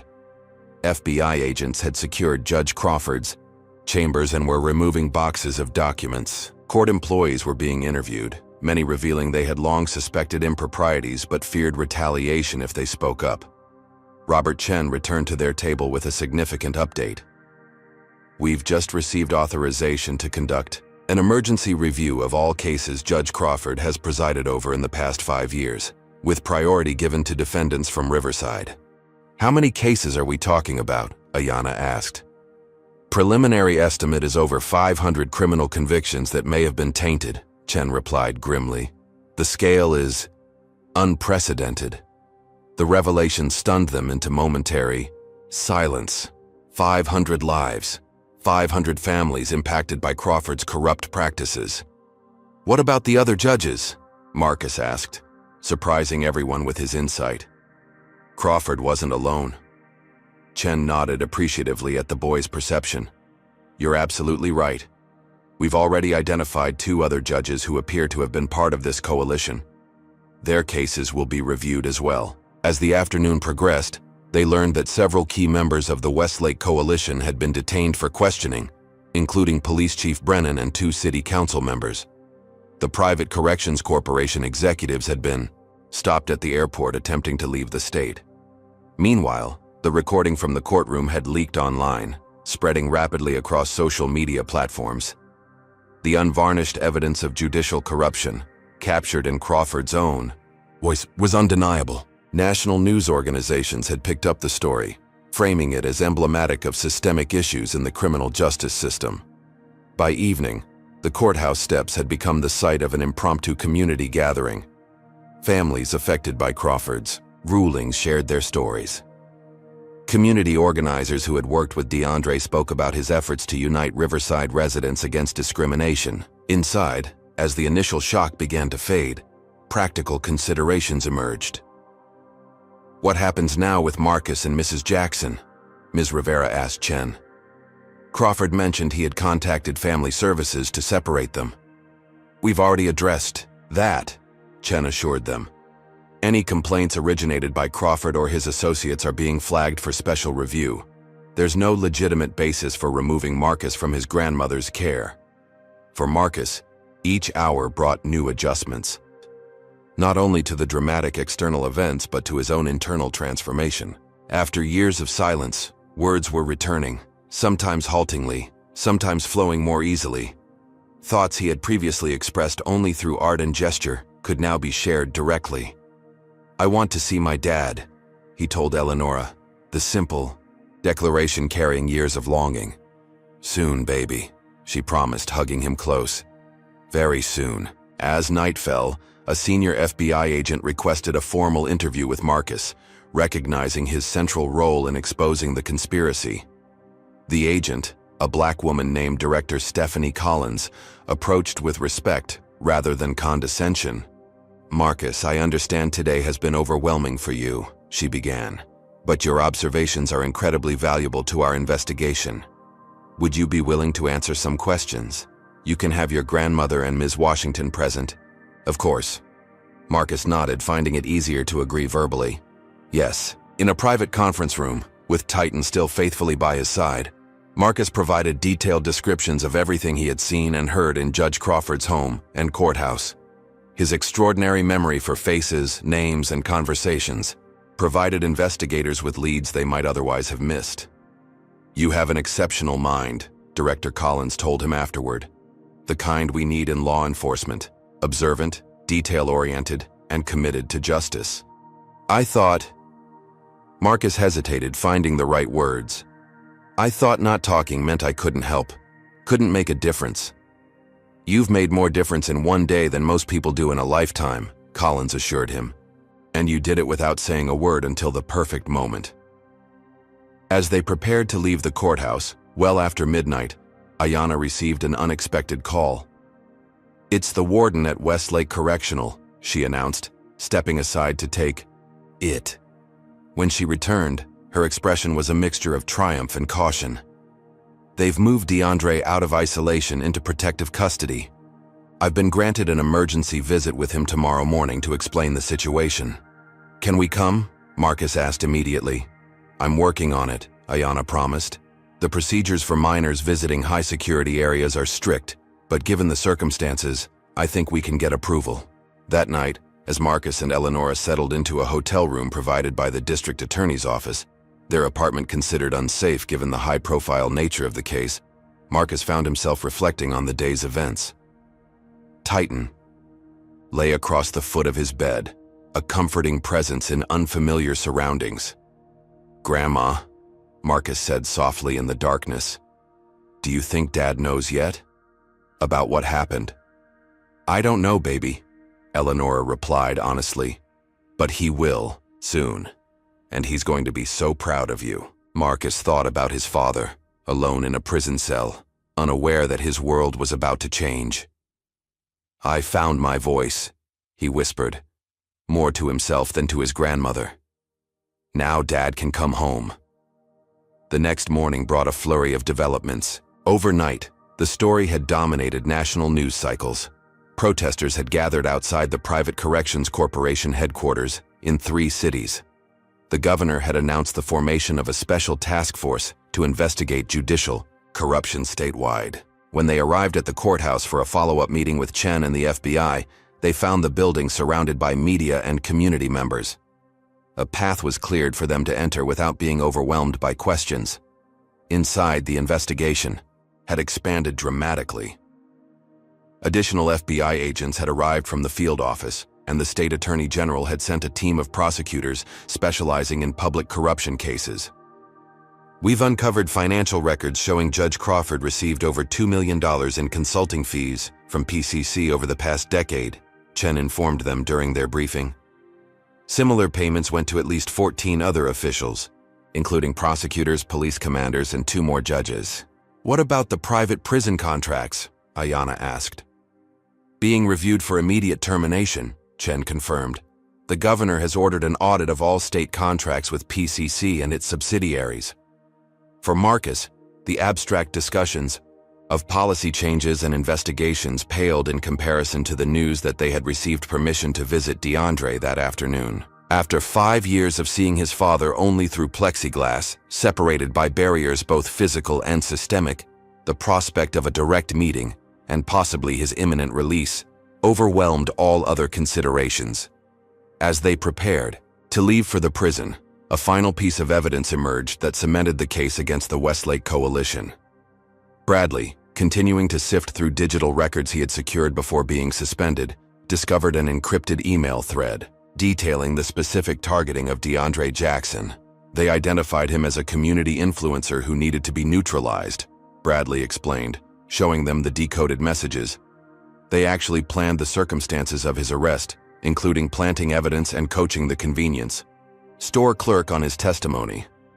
The manufactured nature of the case against DeAndre removed any remaining doubts about the necessity for his immediate release. Chen expedited the filing of an emergency motion with the state Supreme Court.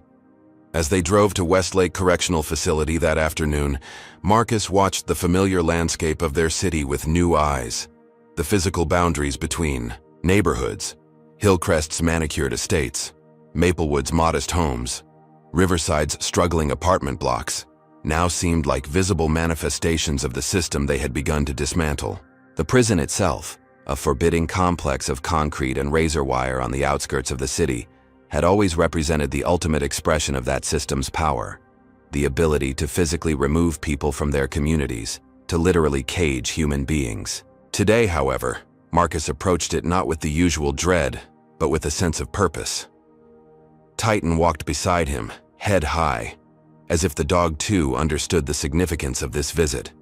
Inside, the atmosphere was noticeably different.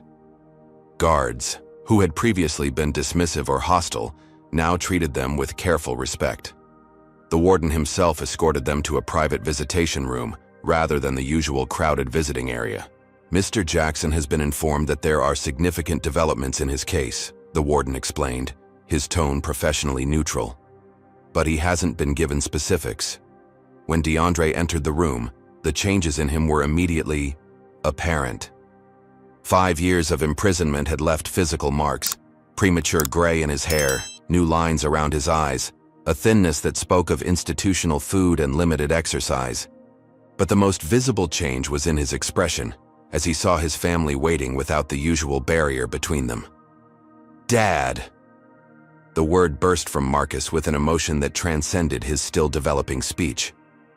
DeAndre froze, his eyes widening, in disbelief. "Marcus, did you just—" Marcus nodded, tears streaming down his face.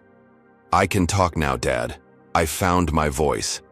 The revelation broke through DeAndre's prison-hardened composure. He opened his arms, and Marcus ran into them, the first unrestrained embrace they had shared in 5 years. As father and son clung to each other, Ayanna explained to DeAndre everything that had happened: Marcus's discovery, their coalition's investigation, the courtroom confrontation, and the rapidly expanding case against Judge Crawford and the Westlake Coalition. "We've filed an emergency petition for your immediate release pending formal review of your conviction," she concluded.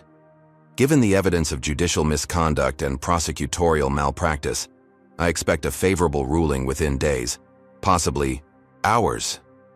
DeAndre struggled to absorb the magnitude of what he was hearing. "All this time," he said, his voice thick with emotion, "I thought I was forgotten in here, that the system had won." "We never forgot," Eleonora assured him, "and Marcus never stopped fighting for you, even without words." "The dog helped," Marcus added with a small smile, gesturing to Titan, who had remained respectfully at a slight distance, understanding instinctively that this reunion needed space. DeAndre knelt to address Titan directly. "Thank you for taking care of my boy when I couldn't." The service dog approached cautiously, allowing DeAndre to pet him, a simple interaction that represented a freedom DeAndre had been denied for years, the ability to touch a living being with affection. As their visit continued, they shared stories from both sides of the prison walls: DeAndre's experiences inside, the family's struggles outside. Marcus found his words coming more easily as he described his observations of Judge Crawford, his partnership with Titan, and the dramatic courtroom scene. "You did what I was trying to do," DeAndre told his son with pride. "You exposed the system that was hurting our community. You just found a different way to do it." Before their time ended, Ayanna received a call that caused her to step outside briefly. When she returned, her expression was triumphant. "The state Supreme Court has just issued an emergency order," she announced. "DeAndre Jackson is to be released immediately pending review of his conviction. The order cites extraordinary evidence of judicial misconduct that fundamentally undermined the integrity of the original proceedings." The news left them momentarily speechless. After years of failed appeals and dashed hopes, the sudden reality of DeAndre's imminent freedom seemed almost too much to comprehend. "How soon?" DeAndre finally asked, his voice barely above a whisper. "They're processing the paperwork now," Ayanna replied. "You could be out by tonight." As the implications sank in, Marcus found the perfect words, simple but profound. "We won, Dad. We really won." It wasn't just a legal victory, it was the beginning of a transformation for their family, for Westlake City, and for a system that had too long operated in shadows, protected by silence and fear. Marcus had found his voice, and in doing so, had given voice to hundreds of others, affected by the same injustice. That evening, as the sun set over Westlake City, the heavy metal doors of the correctional facility opened. DeAndre Jackson stepped into freedom for the first time in 5 years, greeted by his son, his mother, and a community of supporters who had gathered to welcome him home. Marcus stood tall beside his father, Titan faithfully at his side. The boy who had been silent for so long now spoke words that carried across the crowd and into the hearts of everyone present. This is just the beginning. The days following DeAndre's release unfolded with dizzying speed. What had begun as one family's fight for justice expanded into a comprehensive investigation of Westlake's entire criminal justice system. The courthouse that had once been Judge Crawford's domain became the epicenter of a widening probe into systemic corruption. Crawford himself had been placed on administrative leave pending formal charges. His home, where Marcus had first discovered the incriminating documents, was now the subject of an FBI search warrant. Agents combed through decades of records, uncovering evidence that the corruption extended far beyond what they had initially suspected. Prosecutor Raymond Wilson and Police Chief Thomas Brennan had been arrested on multiple charges, including conspiracy, obstruction of justice, and civil rights violations. Several other officials implicated in the Westlake Coalition had resigned, including 2 city council members and the director of the Housing Authority. For the Jackson family, these developments unfolded against the backdrop of their own profound adjustment: DeAndre's return home after 5 years of wrongful imprisonment. "It's different than I imagined," DeAndre confessed to Eleonora later, one night in the kitchen of Ms. Rivera's apartment, where they were temporarily staying until security concerns at their own home could be addressed. "I dreamed of this moment for so long, but now that it's here, it's overwhelming," Eleonora finished for him, understanding in her eyes. "You don't have to be completely okay right away, son. Healing takes time." Down the hall, Marcus slept, peacefully for the first time in years, Titan curled protectively beside his bed. The boy's reemergence into speech continued gradually. Some days words flowed more easily, while others found him reverting to gesture and drawing when emotions ran too high. On the 3rd morning after DeAndre's release, Ayanna arrived with Robert Chen, who had been appointed special prosecutor for the corruption investigation. "We need to discuss next steps," Ayanna explained, as they gathered in Miss Rivera's living room. "The investigation has expanded significantly, and Marcus's testimony will be crucial to several aspects of the case." Chen nodded agreement. Marcus's unique perspective, both as a witness to specific incidents and as a victim of the system, provides a thread that connects multiple components of the conspiracy. "He's just a child," DeAndre protested protectively.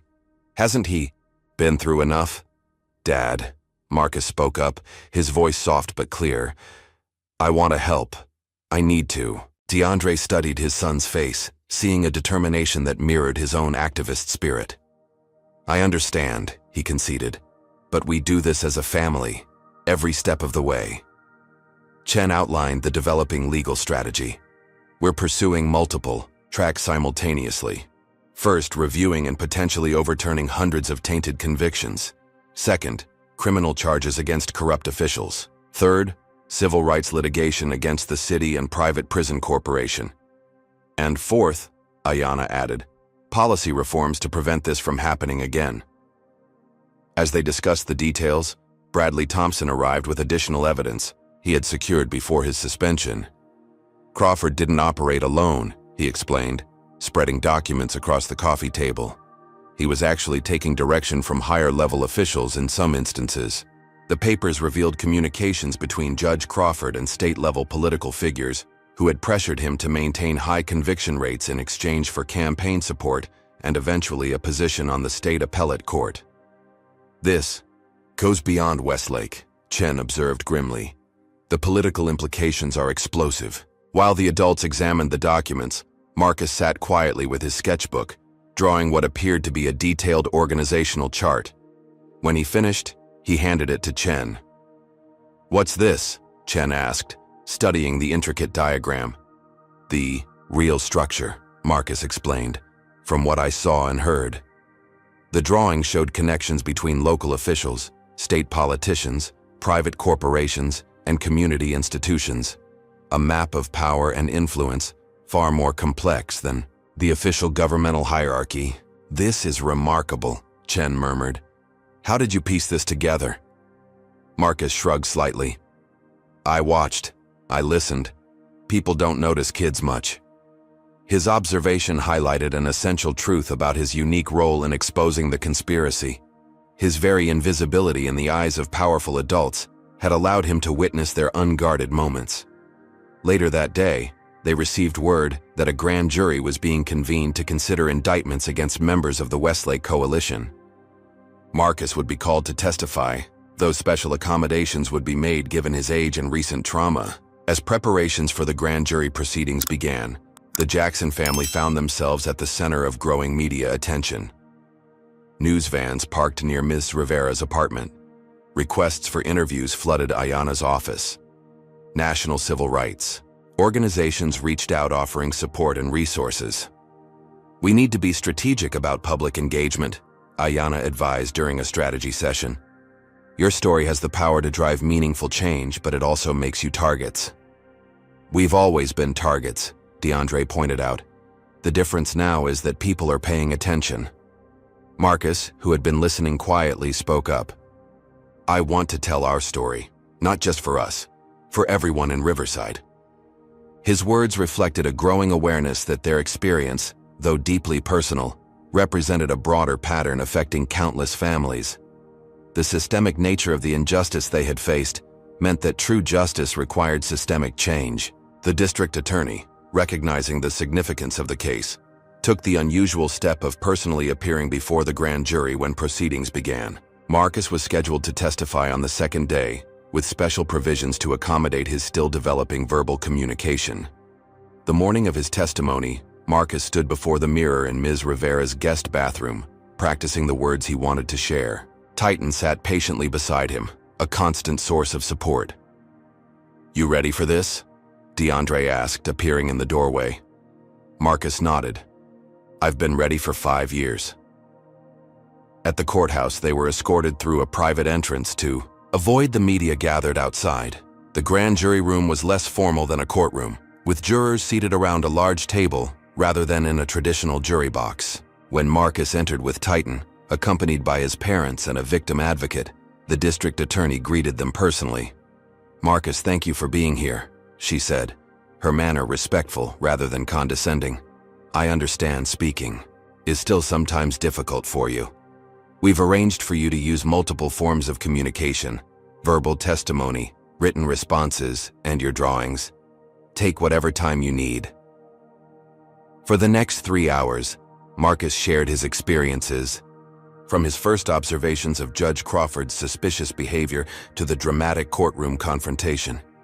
He described the documents he had photographed, the conversations he had overheard, and the patterns of intimidation that followed.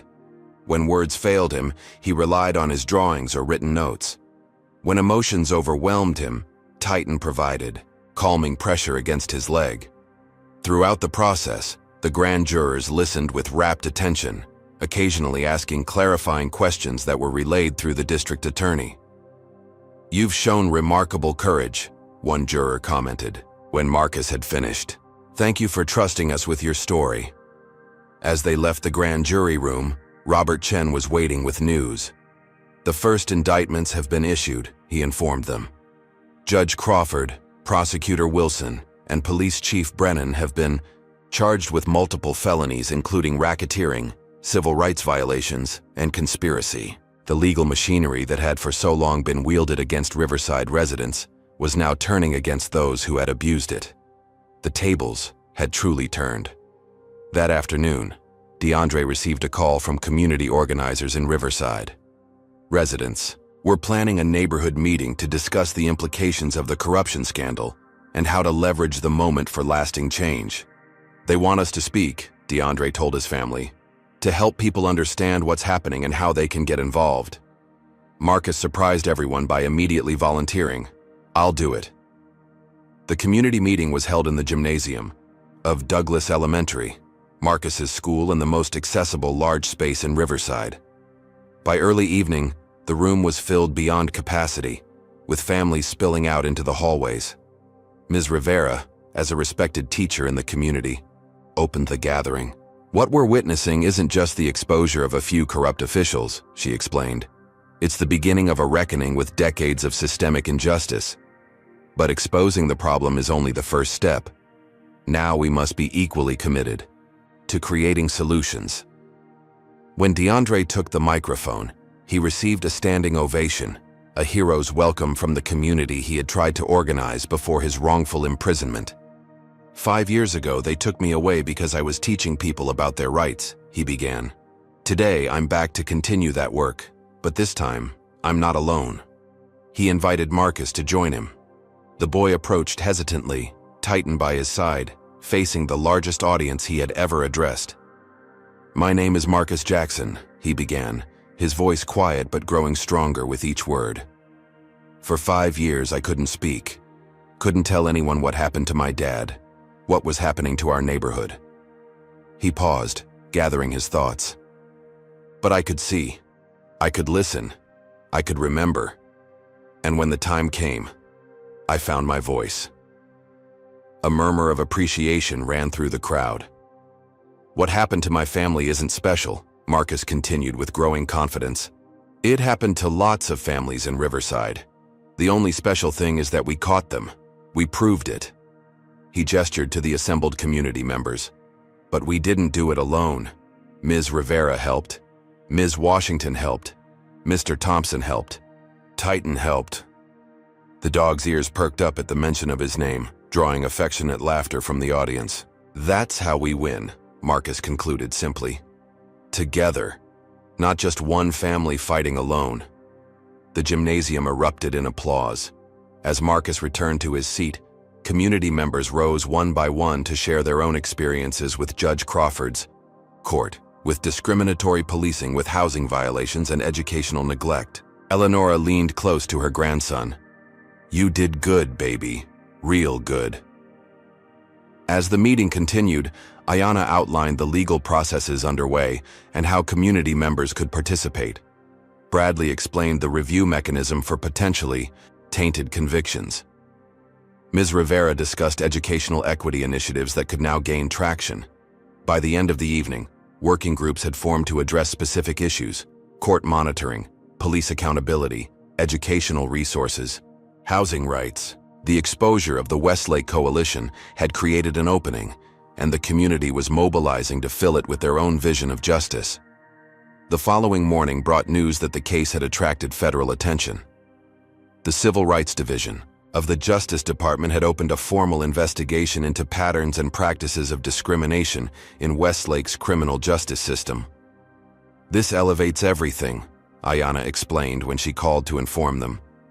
Federal involvement brings resources and authority that can mandate systemic changes, not just individual prosecutions. Meanwhile, Private Corrections Corporation of America was facing its own reckoning. In the wake of revelations about its payments to Westlake officials, its stock had plummeted. Shareholders were demanding answers. State officials had frozen all contracts pending investigation. For Marcus, these larger developments remained somewhat abstract compared to the immediate reality of his family's healing. DeAndre was adjusting to freedom with a mixture of joy and difficulty. Simple things: choosing what to eat, deciding when to sleep, walking freely down the street, required relearning after years of institutional control. It's like I forgot how to be normal, DeAndre confessed one evening as they prepared to move back into their apartment, now secured with new locks and a security system provided by a supportive community organization. What's normal anyway? Marcus responded with unexpected wisdom. We make our own normal now. The boy's perspective had been fundamentally transformed by his experiences. Where once he had seen himself as helpless, a child without a voice, in a world controlled by powerful adults, he now recognized his own agency and the collective power of community action. This transformation became evident during his first interview with national media, a carefully arranged conversation with a respected journalist known for sensitive reporting on social justice issues. Were you afraid when you confronted Judge Crawford in court? The journalist asked. Yes, Marcus answered honestly. But I was more afraid of staying silent, of letting him hurt more families like mine. What would you say to other kids who feel powerless to change things that seem unfair? Marcus considered the question carefully. You're not as powerless as they want you to think. You see things adults miss sometimes. You know things they don't think you know. That can be your strength. As the interview concluded, the journalist asked about Marcus's future plans. I want to be a lawyer, he replied without hesitation. Like Ms. Washington, but also an artist, I want to show people what I see. The dual ambition perfectly captured his unique perspective, the ability to observe closely and communicate truth through multiple channels. That evening, as the family settled into their apartment, a special delivery arrived, a large envelope addressed to Marcus from the district attorney's office. Inside was a formal letter commending his courage and contribution to justice, along with an official document. "What is it?" DeAndre asked, reading over his son's shoulder. "It's a subpoena," Marcus explained, a hint of pride in his voice. "For Judge Crawford's trial, they need me to testify." The document represented both a responsibility and a recognition, official acknowledgement that Marcus's voice, once silenced by trauma, now carried the power to hold the powerful accountable. As he prepared for bed that night, Marcus paused at his bedroom window, looking out over the Riverside neighborhood. In the distance, the lights of downtown Westlake glowed against the night sky. The physical distance between the two worlds remained unchanged, but the power dynamics that had maintained that separation were shifting. Titan padded over to join him, resting his head against Marcus's hand in a gesture of companionship. "We're not done yet, boy," Marcus whispered, scratching behind the dog's ears. "Not even close." The journey from silence to speech, from powerlessness to agency, from isolation to community action, it had only just begun. But for the first time in years, Marcus could envision a future where justice wasn't just an abstract concept, but a living reality. A future he was helping to create. One word, one drawing, one truth at a time. 3 months after the dramatic courtroom revelation, the Jackson family stood together on the steps of the Westlake County Courthouse. The building that had once represented oppression now served as the backdrop for a moment of public vindication. Behind them stood a coalition of community members, legal advocates, and public officials committed to reform. DeAndre, dressed in a crisp blue suit donated by a community support organization, stepped to the microphone. The formal exoneration of all charges against him had been finalized that morning, his record completely cleared after 5 years of wrongful imprisonment. "Today isn't just about my freedom," he began, his voice steady despite the emotion of the moment. "It's about recognizing a system that was designed to fail people who look like me, who live where I live, who speak up, like I did, and it's about our commitment to building something better." Beside him, Marcus stood tall, Titan faithfully at his side.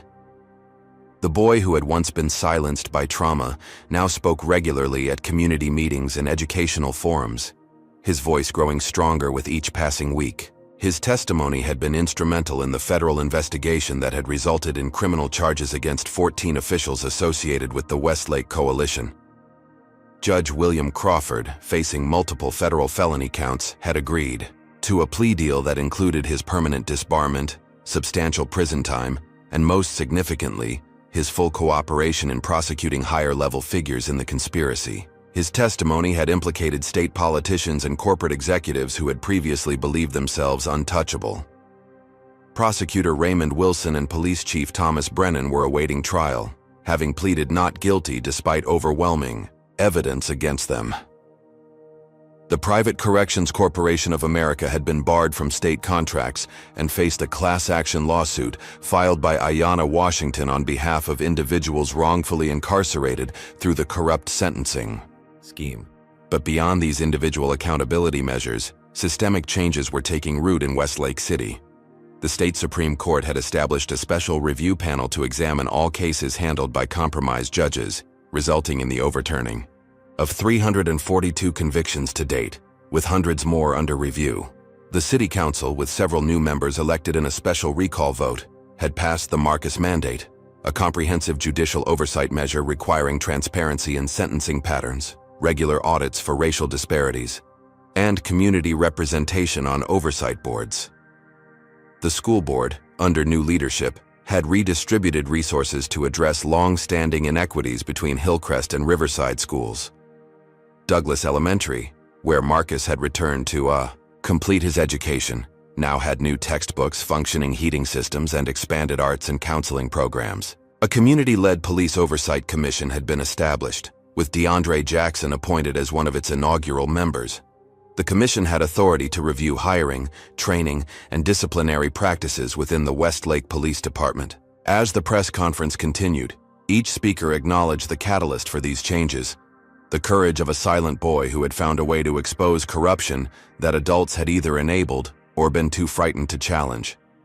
When it was Marcus's turn to speak, he approached the microphone with newfound confidence. 3 months ago, I stood in this building and spoke my first words in 5 years, he began. Today, I want to talk about all the voices that still haven't been heard.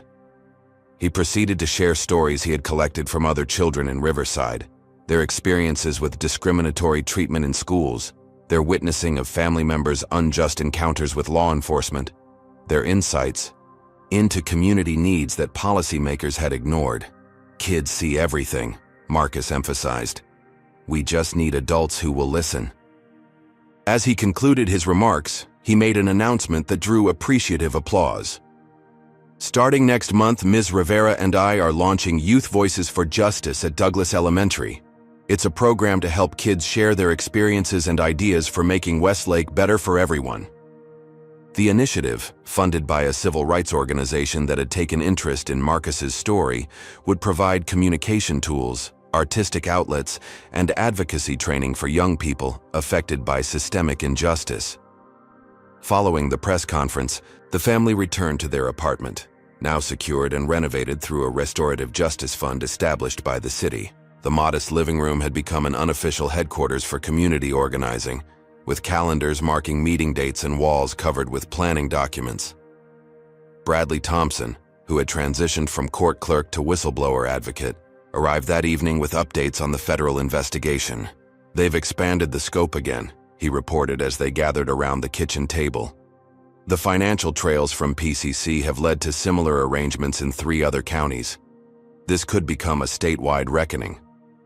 For Marcus, sitting quietly with his sketchbook while the adults discussed legal strategies, the expansion of their initial victory into broader systemic change represented the fulfillment of his deepest hope, that his family's suffering might somehow prevent others from experiencing the same injustice.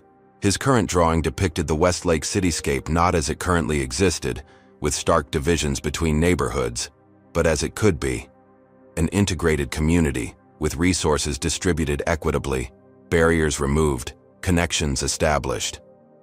That's beautiful, Ms. Rivera commented, pausing beside him to observe his work. Since the scandal broke, she had become a full-time advocate for educational equity, using her classroom experience to identify and address systemic barriers to learning.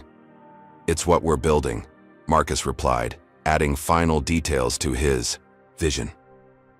The following week brought a significant milestone: DeAndre's formal compensation package for wrongful incarceration.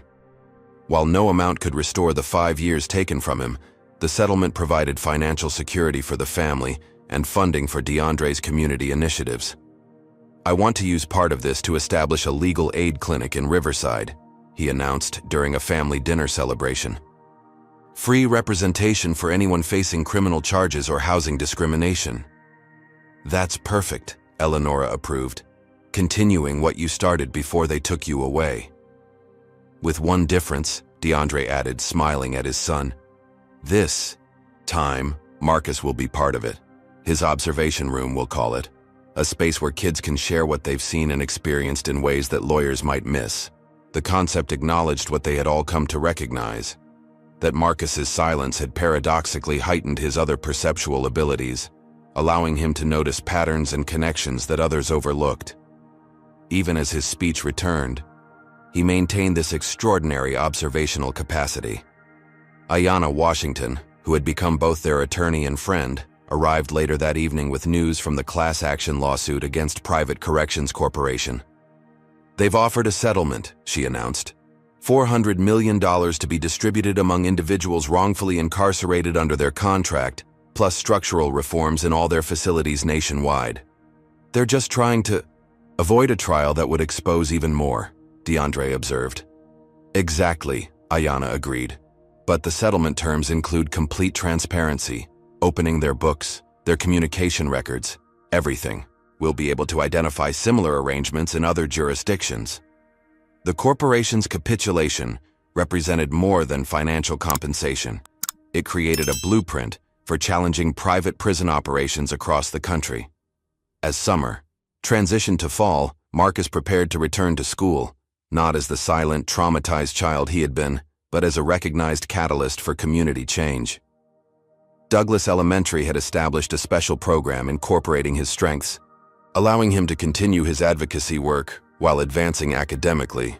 Titan would accompany him, now certified not only as a service dog for his diminishing PTSD symptoms, but also as a therapy dog for other children experiencing trauma. The special bond between boy and dog had become emblematic of the support systems necessary for healing from systemic injustice. On the eve of the new school year, the family attended a community gathering in Riverside Park, once neglected by city services, but now undergoing renovation as part of the equity initiatives. Following the corruption scandal, hundreds of residents came together to celebrate both specific victories and the broader transformation of their neighborhood's relationship with city institutions. As twilight settled over the gathering, Marcus was invited to address the community, an acknowledgement of his unique role in catalyzing change. Standing before his neighbors, with his father and grandmother beside him and Titan at his feet, he spoke with the clarity that came from finding his authentic voice. "When I couldn't speak," he began, "I thought my silence made me weak. But I learned something important. Sometimes silence lets you see what others miss. Sometimes watching and waiting is its own kind of power." He gestured to the diverse gathering before him, families who had reclaimed loved ones from unjust incarceration, teachers advocating for educational resources, community organizers building grassroots power, city officials learning to serve, rather than control. "What happened in Judge Crawford's courtroom wasn't the end of something," Marcus continued. "It was the beginning. We exposed one broken system, but now we're building something new, something better." He described his vision for Westlake's future, not as separate neighborhoods divided by race and resources, but as an integrated community where justice wasn't determined by zip code or skin color. "We have a lot more work to do," he acknowledged. "But now we're doing it together, and no one can silence us again." As he concluded his remarks, DeAndre stepped forward to embrace his son, their shared journey from separation to reunion, from powerlessness to agency, embodying the community's broader path toward justice. The gathering continued into the evening, with residents sharing stories, planning initiatives, and strengthening the connections that had emerged from collective struggle. For the Jackson family, surrounded by neighbors who had become allies and advocates who had become friends, the night represented the transformation of individual trauma into community healing. Later, as they walked home under a canopy of stars, Marcus reflected on the journey that had brought them to this moment. 5 years of silence had culminated in a truth so powerful, it had shattered decades of entrenched corruption. A service dog trained to help one traumatized child had become a symbol of how support systems could help heal collective wounds. A family broken by injustice had become a catalyst for community empowerment. "Dad," Marcus said softly as they approached their apartment building, "do you think things will really stay different? Or will they go back to how they were before?" DeAndre considered the question with the seriousness it deserved. "Change isn't a single moment, son. It's a commitment we renew every day. Some things will try to slide backward, and we'll have to keep pushing forward." "But we're not alone anymore," Marcus observed, watching as neighbors greeted them warmly along their route home. "No," DeAndre agreed, resting his hand on his son's shoulder. "And that makes all the difference." As they entered their apartment, Marcus paused to give Titan an appreciative pat. The loyal dog who had stood beside him through trauma and triumph represented a fundamental truth he had discovered, that finding one's voice sometimes required the support of others who believed in that voice even when it couldn't be heard.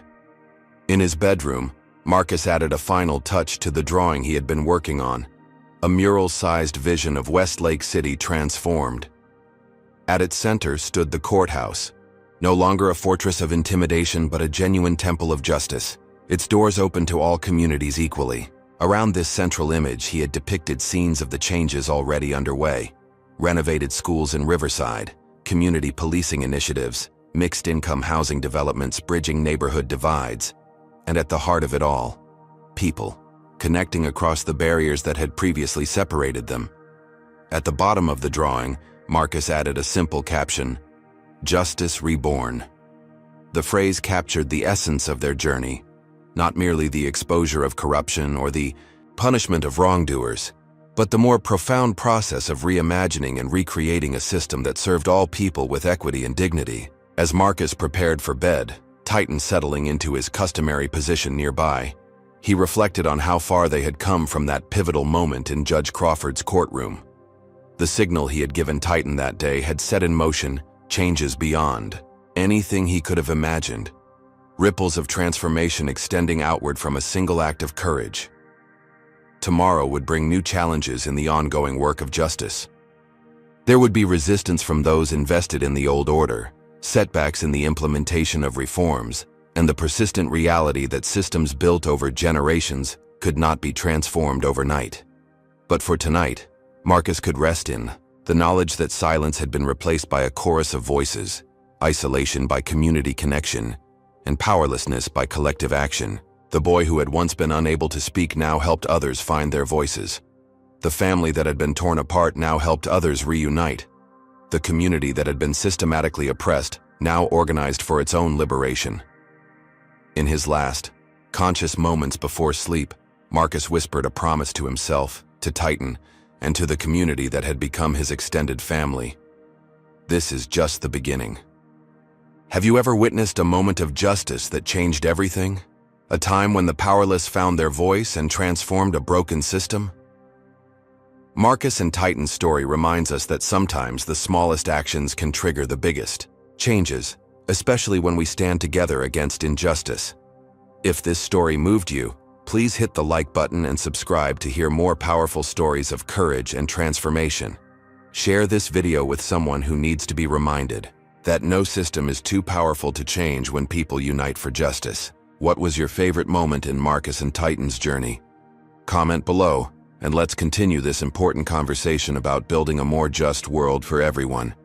Thank you for joining me for this incredible true story of how a silent boy and his faithful dog exposed corruption and rebuilt justice in their community.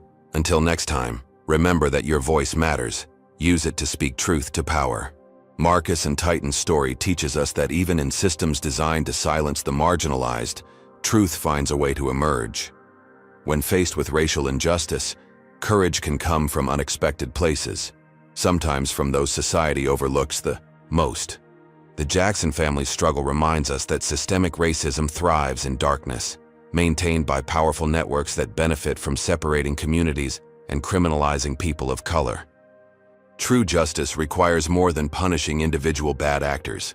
It demands dismantling entire systems of oppression and rebuilding institutions with equity at their foundation. Marcus shows us that observation is power, that silence can sharpen our other senses, and that finding allies across different walks of life strengthens our fight against injustice.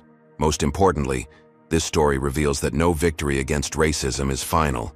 Justice is not an achievement, but a continuous commitment, renewed daily through community action, vigilance, and solidarity. When we recognize our collective strength and refuse to be divided, even the most entrenched corruption cannot stand against the power of truth spoken with conviction. What moment in Marcus and Titan's fight against systemic racism resonated with you most? Was it when Marcus found his voice in that pivotal courtroom scene? Or perhaps when the community united to rebuild their justice system? Comment below with your thoughts on how we can combat racial discrimination in our own communities. If this story of courage against corruption moved you, please hit that like button to help spread this important message. Subscribe to hear more powerful stories of triumph over injustice, and share this video with someone who needs to be reminded that speaking truth to power can change entire systems. Together, we can create a world where justice knows no color or zip code. Thank you for joining me on this journey through Marcus and Titan's remarkable story. Until next time, remember that your voice matters, especially when you use it to stand up for those who've been silenced.